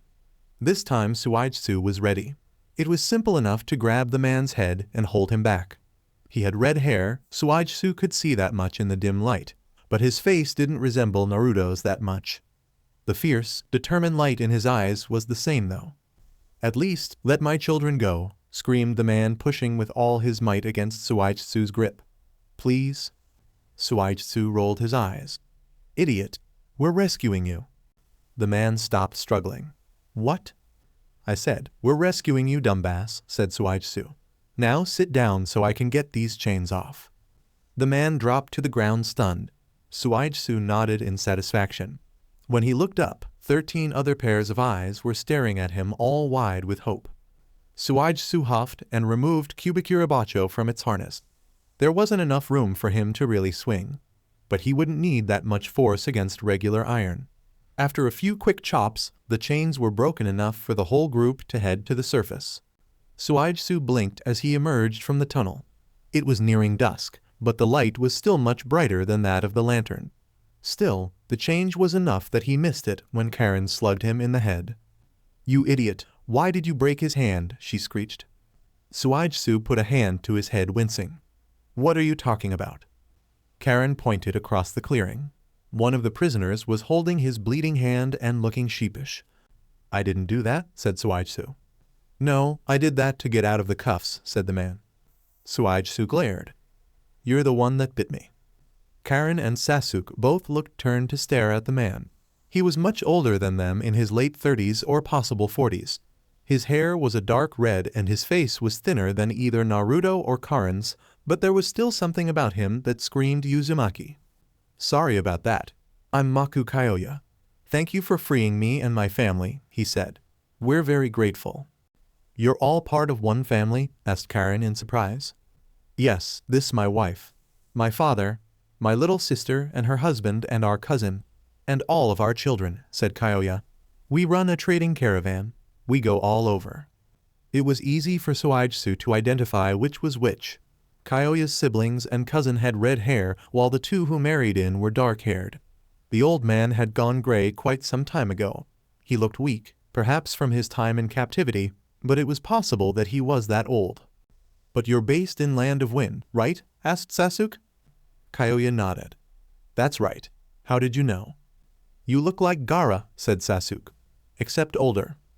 Gaara? Asked Kyoya, puzzled. Wait, you mean the Kazekage? Suijsu rolled his eyes. You know anyone else named Gaara? Hey, we're not shinobi, said Kyoya.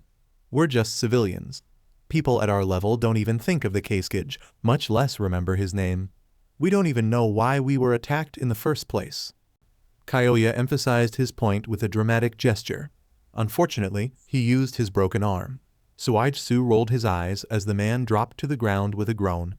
There was a panicked cry from Kyoya's wife and children. Karen, we won't be able to move fast enough to meet with Jugo if he's injured, said Sasuke. Of course, said Karen.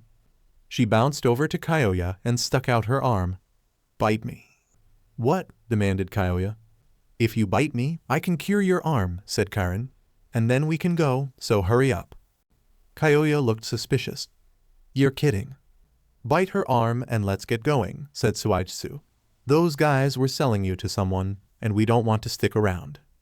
Will it really work? Asked Kyoya's wife. With her dark hair, pale skin and dark eyes, she was almost as pretty as Sasuke. Only the dust on her clothes and the calluses on her hands indicated she worked for a living. Of course, Maku-san, said Karen. The wife shoved her husband's head at Karen's arm. Do it. Suijsu held back a snicker. Kyoya was as whipped by his wife as Naruto was by Sakura. The swordsman glanced over the entrance to the cave one more time. The bodies of the missing nin had been sealed away by Sasuke and Karen as had their prisoner. It still looked like someone had been attacked here, but Team Taka was not concerned about leaving evidence behind in this case. The mess would also send a warning to the group trying to meet up with the kidnappers. When Suijsu looked back, Kyoya was standing and waving his arm in amazement. 3 of the kids were crowding around him staring, though one little girl was definitely watching Karen. Let's get going, said Sasuke. We'll want to rendezvous with Jugo and the escort before they reach town. My father can't walk very fast, said Kyoya anxiously. Karen scoffed. I'll carry him. Obviously. But you're just a girl, protested Kyoya's cousin. The 3 shinobi stared at him in disbelief. Suijsu just shook his head. Civilians were idiots about this sort of thing. Always. She's a kunoichi who just healed my husband, said Kyoya's wife. She's probably much stronger than us. Children hold hands. Walk in the middle. Under the chiding direction of the clan matriarch, the small group got underway. Suijsu was impressed by their stamina. Even the children were moving quickly after several days in a bad situation. Then again, most of them were of Uzumaki stock, which meant they had great stamina. Luckily, the kidnappers' hideout had been between the town and the road to Konoha, so they didn't need to walk very far. The missing nin had probably scouted the cave because of its proximity to the main thoroughfare, so it would be more convenient to transport their living merchandise. They reached the road without incident and had been walking away from the town toward the Land of Fire for about 10 minutes when a man in a mask dropped out of a tree. A few of the children shrieked while the adults cursed, but they settled down when none of the shinobi acted alarmed. Who are they? Asked the Anbu. Suijsu was pretty sure his design was cicada. He also flashed a series of hand signs to confirm their identity. Civilians kidnapped to sell to a group interested in the Uzumaki, said Sasuke while he formed the appropriate countersigns. You mean they were after us because of that? Demanded Kyoya. My father was barely more than a child when Uzu was destroyed. We're not even shinobi. We'll meet up with the rest of our comrades and discuss it, said Sasuke coldly. We don't want to stay on the road longer than we need to. Suichitsu rolled his eyes and looked Karen. Rather than sighing fondly over Sasuke's cool demeanor, she actually looked worried. Well, she would have been the victim of an attempted kidnapping if Suichitsu hadn't killed those guys, so maybe it was to be expected. Another 5 minutes of walking, and they joined with the two Anbu teams and Jugo at a temporary campsite. Suichitsu smirked quietly at the joyful expression on the berserker's face when they came into view. The way it suddenly switched to concern and panic at the sight of civilians was more alarming. But with Sasuke present, there was no way for Jugo to go off on a rampage. While Sasuke conferred with the Anbu, Suichitsu helped Karen distribute some of the Anbu's extra food and water rations to Kyoya and his family. Usually children made faces at the bland, dry taste of energy bars, but all of the kids wolfed theirs down as quickly as possible. Suichitsu envisioned a lot of vomiting children in the future and hoped they would go separate ways before then. While the children were distracted, Kyoya approached Suichitsu. There was a grim look on his face. Shinobi-san, said Kyoya, will you tell us why those missing nin captured us? We weren't the only people in our caravan, but the rest were killed when we were attacked. Surely slavers would want a larger group. Suichitsu scowled. Did we tell you already? Those guys were selling you because you're descended from the Uzumaki clan. You said that, but I have a hard time believing it, protested Kyoya. Who even keeps track of Uzumaki these days? My grandparents even changed their name when they fled Uzu after the war. Suichitsu shrugged. We're looking for information about that ourselves. Do you think your father would know?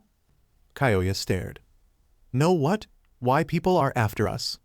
If there's any group that had a specific grudge against the Uzumaki, clarified Suichitsu. There aren't many people left who remember what Uzu was like, so if your father remembers something, it could be helpful. Father's health has been poor, said Kyoya carefully. Even before we were attacked, I don't know if he can tell you anything. It wouldn't hurt to try, said Sasuke appearing behind Suichitsu. The swordsman concealed a flinch and glared at the last Uchiha. Just because he was the one the Anbu wanted to deal with didn't mean he was supposed to be super sneaky like them. Intimidation tactics pissed off Suichitsu when he wasn't the one using them. Karen, said Sasuke. Karen nodded and approached the oldest member of the Maku family. He was sitting down just a little beyond his grandchildren with his daughter and nephew keeping an eye on him. Excuse me, grandfather, said Karen at her most polite. You grew up in Yusashigakure, right? The old man stared at her blankly. After a few laborious breaths, he said, That's right. Do you remember anyone who particularly opposed the Uzumaki? Asked Karen. The old man closed his eyes. His whole body shivered. Karen cast a worried look over her shoulder at Sasuke. If he doesn't remember anything, then we're no worse off than before, said Sasuke. Against the clock, sang the old man in a childish voice. Out of time. Against the clock. Under the lock. Beware the hands of the backwards clock. Out of time. Under the lock. Against the clock. He kept going until his throat dried out, leaving the whole company to stare at him in shock. His daughter quickly shooed Karen aside so she could give him more water. The hell was that? Demanded Suichitsu, feeling distinctly unsettled. It was creepy as fuck. Next to him, Kyoya bowed slightly. I apologize that we couldn't be more help. What are you apologizing for? Grumbled Suichitsu. Like Sasuke said, we're not any worse off. Of course, said Kyoya, but he still looked concerned. Suichitsu supposed that he had been hoping his father would know something. Surely, an enemy with a face was much less frightening than one without. At least Kyoya and his family had encountered real shinobi rather than those bizarre melting fakes that went after Karen. The kids didn't need to see anything like that. We'll be going our separate ways, said Sasuke. What? Asked Kyoya. His voice was loudest, but several of the children also cried out in alarm, and the other adults looked panicked. Team Cicada will guard you here overnight, then escort you to a Konoha outpost on the other side of the border. After that, they will contact a Suna patrol to take you home, said Sasuke. We'll continue with Team Ren to look for the buyers. I see, said Kyoya. Thank you. He bowed again, more deeply this time. The rest of his family, from the smallest child to the old man, also stood and bowed in thanks. Team Taka said their goodbyes and led Team Ren back to the cave. There was nothing else to be found. No other shinobi had come to disturb the bodies, so Team Taka had probably eliminated all of the kidnappers. In the end, Team Ren decided to stay alone to confront the buyers, while Team Taka proceeded to the next town to look for more rumors. It was after dark, but returning to their original inn would be foolish. "You got to rescue that family," said Jugo as they made their way down the moonlit road. "That must be nice." Suijitsu huffed. The fight was boring. None of those guys were really skilled. That idiot Maku Kyoya gave me a harder time. Saving the family was nice, but he wasn't going to admit it. "Hopefully this will give us the break we need, and we can track down this group hunting Uzumaki," said Sasuke. Eyeing Karen, Suijitsu hoped Sasuke was right. Karen had agreed to be bait, but until now Suijitsu had forgotten what that meant. If they weren't careful, then Karen would be the one tied up in a cave waiting for who knew what sort of destiny. Suijitsu wouldn't let that happen to her. Neither would Sasuke or Jugo. They were a team, and if they ran into trouble, Konoha would send help. Then these guys hunting the Uzumaki would be wiped out permanently. Keeping that cheerful thought in mind, Suijitsu walked confidently along with his team. Everything would be fine, no matter how many people he had to kill to make it so. Guy and Kakashi sat in a booth in one of the few ninja-only establishments in Konoha. Proximity to certain areas of town or horrible yet filling food drove civilian clientele away from some places, but no civilian had ever set foot in this tavern. Founded by ninjas, arranged so every seat had sightlines on at least one exit. Even if it required use of way too many mirrors, conversations never carried far. With fare ranging from emergency rations to better than the daimyo ate, and stocking every kind of alcohol imaginable, it was one of the few places that the shinobi could go after work and never worry about accidentally traumatizing a civilian. Guy was enthusiastically describing the improvements his students had shown in the last few weeks. Ichigo's presence had pushed all three off their plateau, forcing them to change and adapt in a way they had not in years. The team had never slacked off. They held to a schedule many other shinobi considered insane, but their practices had been little more than routine until Ichigo appeared. Guy could not help but be grateful despite his curiosity about the new arrival. Kakashi listened with an indulgent smile. Or at least, Guy believed his companion bore an indulgent smile. As always, the mask made certainty difficult. There was also something in the lines of Kakashi's body, perhaps the way he was seated or had inclined an ear, that made Guy suspect his friend and rival was paying more attention than usual. While Team Guy no longer had to report to Tsunade every day about their spars with Ichigo Neji, or Guy typically made one comprehensive report at the end of the week, Kakashi was still tasked with observing the entire Kurosaki family. Other than that small suggestion of vigilance, Kakashi appeared relaxed, even happy. To Guy's joy and relief, Kakashi had mellowed once his students reached age 20. The teenage years were always the most dangerous for shinobi, when a child's sense of immortality combined with an adult's sense of responsibility. A mellow Kakashi was an amazing thing, and happiness was a good look on him. In Guy's opinion, happiness was a good look on everybody. Kakashi, Guy, just who I was looking for. There was a thump on Guy's right, and Kurenai dropped into the booth next to him. She looked harried and annoyed, though not a hair was out of place. For a moment, Guy was cast back in time to when he had first taken a genin team. Except, there was no Asuma following up behind and casting doe eyes at the pretty Kunoichi. A rueful smile from Kakashi said his friend had had the same thought. Guy was hardly prone to melancholy though, and quickly gathered himself. "And what brings you to seek our wonderful company?" boomed Guy. Kurenai groaned and laid her head down on her arms. Guy blinked in surprise. Shinobi were unusually flamboyant and prone to dramatics. Guy suspected it was a coping mechanism of some kind. But, clothing aside, Kurenai was one of the least dramatic shinobi he knew. "I need some advice about Ichigo," was her muffled reply. Guy rolled his eyes. Everything was about Ichigo these days. Though admittedly, the kidnapping attempts and his sudden induction into the ranks would set anyone talking. His mysterious abilities and direct connection to Naruto made him that much more interesting. Oh? Asked Kakashi, deliberately bland. Is he having a hard time? Kurenai pulled herself upright just to glare at Kakashi. The masked shinobi adopted his most inscrutable expression. Guy was tempted to roll his eyes again, but managed to restrain himself. No, said Kurenai. The opposite, actually. He's learning too fast. I have noticed a swift rise in Ichigo's technical abilities since he joined our morning practices, admitted Guy. Not that it was hard to notice when he used their own techniques against them. Ichigo still tended to hesitate to use either his Bakken or his sword in practice, and they could only convince him to practice his Quincy abilities a few times a week. And he almost never used his enhanced speed against anyone but Lee, but in ordinary hand-to-hand he improved every day. He and Lee had discussed Ichigo's progress a handful of times.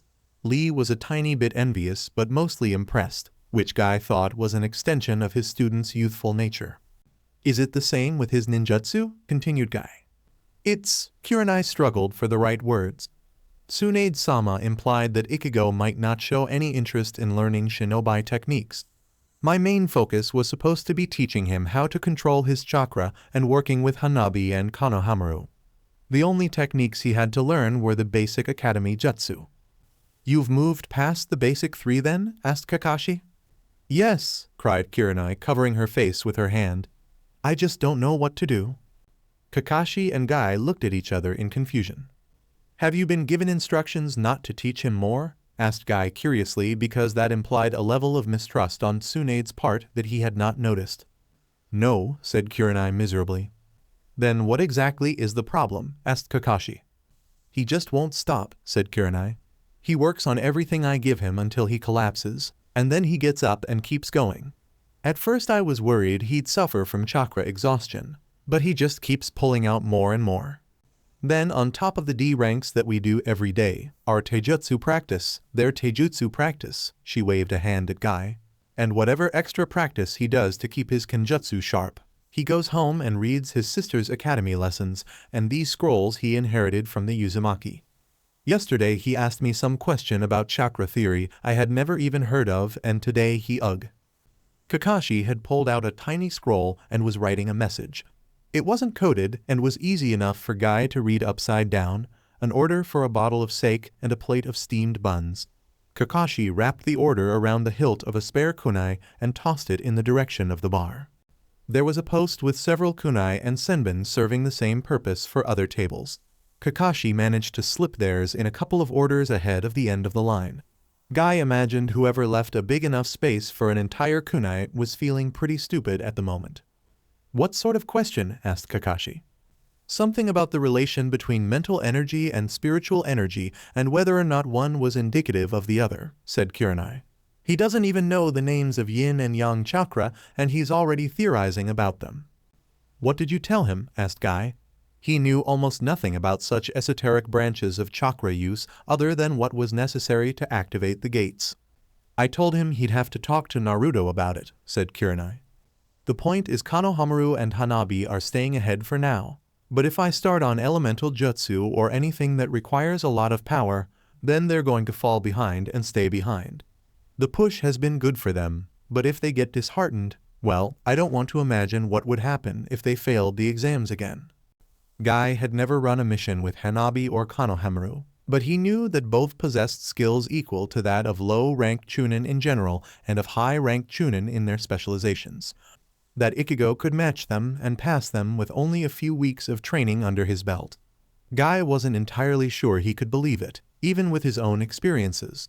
After all, taijutsu was very different from genjutsu or ninjutsu, and Ichigo could rely on his previous skills and his bloodline to help him there. My student Lee often pushed himself to great lengths to keep up with Neji, said Guy. Perhaps Ichigo will slow down as he confronts greater challenges. Kurenai shot him a flat look, unimpressed by the idea. Guy turned to Kakashi for a better suggestion. Kakashi was frowning behind his mask. Sounds a lot like Naruto. He can be extremely focused when he wants to master a technique. And Ichigo, he wouldn't have had any of Naruto's developmental problems. All three grimaced in shame but set the feeling aside with long-held ease. There was no way to correct the wrongs done to Naruto. The best any of them could do was prevent a similar situation from occurring. If you don't want to teach more advanced ninjutsu or genjutsu, why don't you focus on taijutsu, suggested Kakashi. Konohamaru and Hanabi wouldn't expect to do better than Ichigo in hand-to-hand. What is it? Kurenai's face had gone pale. You haven't heard? Ichigo used Hyuga's gentle fist on Hanabi.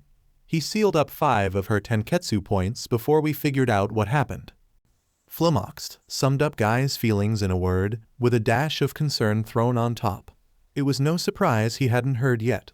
The Hyuga wouldn't want to spread information like that around, but he would definitely hear about it from Neji tomorrow morning. How? Asked Kakashi, sounding surprised but shocked. Shocking described just about everything Ichigo had done since arriving in Konoha. I don't know, said Kurenai with a sweeping gesture. He watched Neji and Hanabi and studied their fights against him and other people.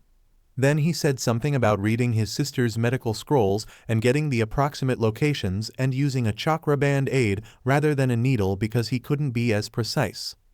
That sounds reasonable, said Kakashi in a deliberately idle tone. Guy shook his head. My friend, it really is not. I think, perhaps, you are confused because of your own skill as a child and your lack of experience with beginners. Ah, Kakashi looked thoughtful rather than suspicious, which was suspicious in and of itself in Guy's opinion. Still, distracting himself by analyzing his rival would hardly satisfy Guy's curiosity. What did you do? Asked Guy. Kurenai sighed. First we took Hanabi to the compound to make sure Ichigo hadn't done any permanent damage. Hayashi basically wanted Ichigo's head on pike, but luckily Hinata was there too and suggested we all go to the Hokage instead and let her mediate. Then we explained everything to Tsunade-sama, and she wanted to know what Ichigo was thinking when he tried it. And? Prompted Guy.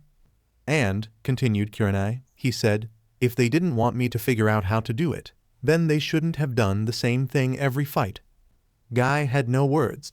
Neji would be impossible in the morning. Guy considered running to the mission's desk for a last-minute assignment. Lee and Tenten could handle the grumbling on their own, but that would be cowardly and most unyouthful in spirit. Exactly, said Kurenai, correctly interpreting the look on Guy's face. It might not have been so bad, except Hinata, and I never would have expected this of her, laughed in her father's face. I thought he was going to have an aneurysm right there in the Hokage's office. Not a bad place to have one, when you think about it, said Kakashi idly. Guy and Kurenai stared at him. I'm surprised you're taking this so well, said Guy. After all, Ichigo and the Kurosakis had grown fairly close to Naruto in the past few weeks. Kakashi tilted his head to the side. He looked relaxed, but his sharingan eye cut in and out ever so briefly, betraying his intense scrutiny. It's not like Ichigo spontaneously developed a Byakugan, said Kakashi. There are plenty of non-Hyuga shinobi who can block tenketsu. They simply don't use gentle fist style to do it. But Ichigo did use gentle fist, said Kurenai, and he learned it just from watching his opponents without any of their natural advantages. Surely, that's not normal. Kakashi's gaze flickered to Guy. Do you remember what Ichigo said about his original training? Guy grimaced. Do or die, he called it, with emphasis on die. It might be that Ichigo's used to learning by fighting with very little formal instruction, said Kakashi. Naruto's best improvements are almost always in pitched battle. Kurenai looked horrified. But that's insane. We don't train our genin like that, not even in wartime. To Guy's practiced eye, Kakashi looked faintly embarrassed. Kurenai apparently noticed it too. That explains so much about Team 7, she groaned. How did the Hokage react? Asked Guy, preemptively cutting off Kakashi's defense, or lack thereof. We're starting our first C rank tomorrow. Ichigo has to have one to qualify for the exams anyway, and this will take us out of the village for a while. There haven't been reports about the kidnappers recently, and the trip is relatively unexpected, so we shouldn't have any trouble on that front, explained Kurenai. Guy and Kakashi both nodded. There might be some tension between Hanabi and Ichigo, but it would be entirely one-sided and the mission would be a priority. It would also give the rest of the Hyuga time to cool off. So, for when we get back, said Kurenai, folding her hands neatly in her lap. Teaching a genius. What are your suggestions? A bottle of sake dropped to the table in front of Kurenai, followed by a plate of meat buns. Kakashi's order had finally arrived. The masked ninja gestured at the bottle. My suggestion, never drink on an empty stomach. Guy thought about it for a moment. And drink plenty of water before you sleep so you can get to morning practice on time. Kurenai groaned and reached for the bottle. Thanks for all your help. Naruto knocked on the door to the apartment to announce himself and reached for the doorknob. Yuzu and Karen had both told him he was silly to wait outside when they had given him a key. It was nice to have a place he could just go and be welcome. Sure, he could crash at Sakura's or Aruka's or one of his other teammates, but this was different. He wasn't entirely sure how yet, but it was different. The door swung open before Naruto could touch it, revealing a scowling Ichigo. It was a something is wrong scowl rather than the default scowling because the world exists that Naruto had grown accustomed to. Come on in, growled the redhead. Naruto gingerly followed him inside. So what's up? You're usually out with Teen Guy right now. Naruto had seen a lot less of Ichigo than he did of his sisters. He escorted Karen and Yuzu to the academy every day, and they had a chance to talk about stuff. Ichigo spent most of his time training with Teen Guy or Team 3. They had eaten a few meals together, shared a few serious talks, but they hadn't had much time to get to know each other yet. Still, Naruto knew enough to know that Ichigo was seriously upset. We're starting a C rank today, said Ichigo. It's about time, said Naruto. All your progress reports are really good. Ichigo raised a dubious brow. Naruto quickly backtracked. Not I'm checking up on you, except that would make him sound uncaring. Not that I'm not checking up on you, but it's my job to know. Not that I wouldn't look if it wasn't my job. Naruto trailed off. Ichigo hadn't really changed his expression that much. There was just a tiny twist at the corner of his laugh that suggested he was laughing, or that, at least, he found Naruto's helpless flailing amusing. It's fine if you have to know what we're doing and want to check up on us, said Ichigo at last. Progress reports makes it sound like I'm back in primary school. Right, said Naruto, relaxing. Ichigo's scowl changed its tenor, becoming more thoughtful. You don't need other people's permission to decide to care for them. Naruto twitched, thinking of Sasuke, but Ichigo couldn't possibly know about that. What? Sometimes people won't admit that they need help or deserve it because they're hurting too bad or want to protect you. But you get to decide how much you care, said Ichigo firmly. I get it, said Naruto. Thanks. Ichigo shot a dry look at Naruto. Now, regardless of what the shinobi have taught you, stalking is wrong. I'm not stalking you, screeched Naruto. Silence filled the apartment. Karen, Yuzu, and Kon all peered out of the kitchen to stare at him. Naruto flushed. I'm not even coordinating the surveillance, he protested. Ikai is just teasing you, Naruto-san, said Yuzu. Ichigo didn't seem the sort to just start teasing a person like that, but maybe he was feeling more comfortable around Naruto. The thought buoyed Naruto's mood, which made Ichigo's overall agitation that much more obvious. Seriously, said Naruto. What's wrong with a C rank? Ichigo's scowl deepened. Nothing. It's a courier mission, so Ichigo's going to be gone for at least a week, explained Karen, reappearing with her backpack slung over her shoulder and bento in her hand. He's just worried about us. Naruto refrained, pointing out the constant Anbu guard all three Kurosakis merited. Konoha's elite forces hadn't been very successful in preventing any of the attacks against Ichigo so far. Instead, he said, Courier mission? You mean the run to Kiri? That's a good one. I don't think we're going all the way to Kirigakure, said Ichigo. Just the border of the land of water. Yeah, you'll meet with a Kiri team to do an exchange, said Naruto. And if Ichigo's team didn't show up by a set window of time, then emergency runners would be dispatched back to Konoha and Kiri. Konohamaru said we'll be carrying booze, said Ichigo. That the Hokage and Mizukage trade especially fine alcohol every few months. Naruto frowned. Yeah, everyone knows that. Ichigo's scowl shifted slightly from very angry to slightly confused. It seems like a lot of effort and expense to issue a regular C rank, when they could just as easily send purchases by trading caravan. Yeah, but trading caravans are so slow, said Naruto, locking a smile into place. And Mei and Tsunade are hardcore drinkers. Ichigo didn't seem impressed by that excuse, and Naruto could hardly blame him. Tsunade and Mei really did pass coded messages along with their liquor, but both publicly denied any such action. The Chunin teams had never carried anything other than a box full of booze. Naruto only knew there were messages because Tsunade had told him as much. Yuzu appeared behind Karen carrying her own bag and bento. Kan was perched on her shoulder wearing a tiny blue vest that Yuzu had made. "I think we're ready," said Yuzu. "I hope your mission goes well, Ikai Nie." "You're not taking Kan with you, Ichigo?" asked Naruto. "No, thank you," said Kan. "I'm going to be looking after the girls." Naruto raised a brow. As far as he knew, Kan didn't have any other skills besides talking and moving on his own. "Speaking of which," said Ichigo, "would you mind having dinner with Karen and Yuzu a few times while I'm gone?" Naruto stared in surprise.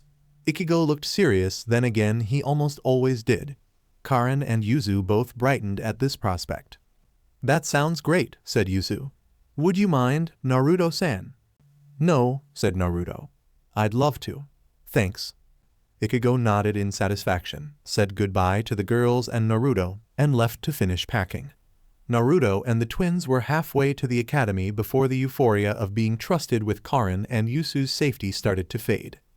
"Do you know why Ichigo's team is going on a mission now?" he asked. "They're ready, but the Tsunade was waiting for Sasuke's next report on the kidnappers before sending them out." The twins exchanged glances. Karen scowled while Yuzu giggled into her hand. "Ichigo may have accidentally pissed off the entire Hyuga clan," said Karen. Naruto gaped. "He did what? Why? How?" "He didn't say," said Yuzu. "He said it was stupid. He told me that he used some Hyuga technique on Hanabi and everyone was up in arms about it. Tsunade-sama wanted them out of the village before the Hyuga elders could demand something crazy," explained Kan.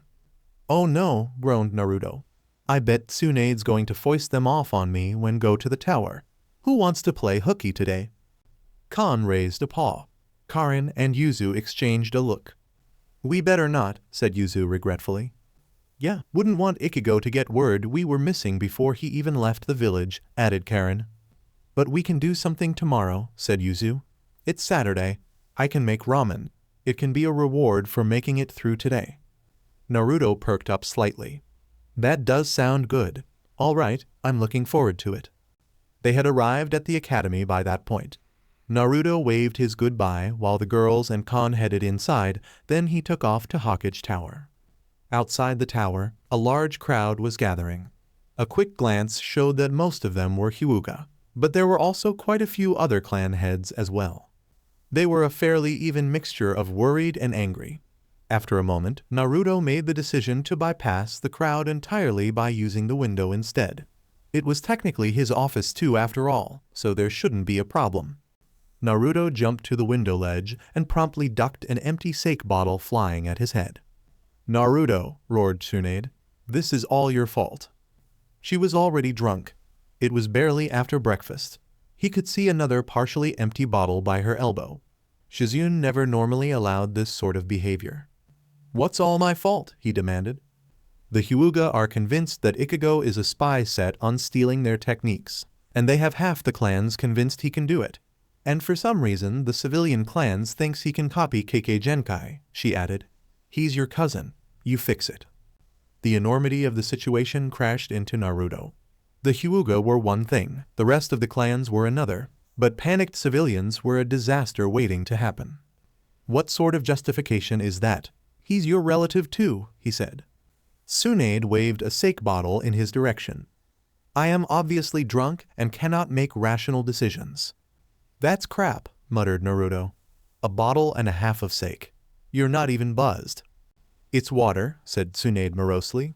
"Shizune switched out my stash after she heard what had happened. She's getting clever, that one. But that's not the point. The point is, no one else knows it's water. You're going to have to deal with these sort of situations eventually, and I am still Hokage, so I am ordering you to take care of it." There wasn't anything he could say to that. Still, the injustice of the situation was overwhelming. How was Naruto supposed to deal with a crowd like this? In the past, he and the Kyuubi had undoubtedly been the reason for several of these gatherings. Now she expected him to fix it. That was crazy talk. Naruto was so caught up in his thoughts that he barely noticed Tsunade leaving her desk. He did notice when she grabbed him by the scruff of his neck, dragged him across the room, and threw open the door. "Naruto's here," she called. "He can answer all your questions and concerns." She tossed him into the waiting crowd and slammed the door shut fast as lightning. Naruto imagined it closed with the same resounding clang as a cell door. He sighed and pulled himself up off the floor. He brushed off some imaginary dust and looked over the crowd. There was Shizune looking harried, Hinata looking sympathetic, and Shikamaru looking vaguely bored and annoyed. Everyone else he classified as a hostile. "All right," he said. "What seems to be the problem?" The resulting clamor was deafening. Ichigo had better appreciate this when he got back. So alright folks, that's all for today. Stay tuned for part 5. Do subscribe, like and share for more such videos. Also check out the story and author Zeionia Aka Disturbed on FANFICTIONnet. Press the bell icon to be notified first on release. See you in the next video. Till then, goodbye.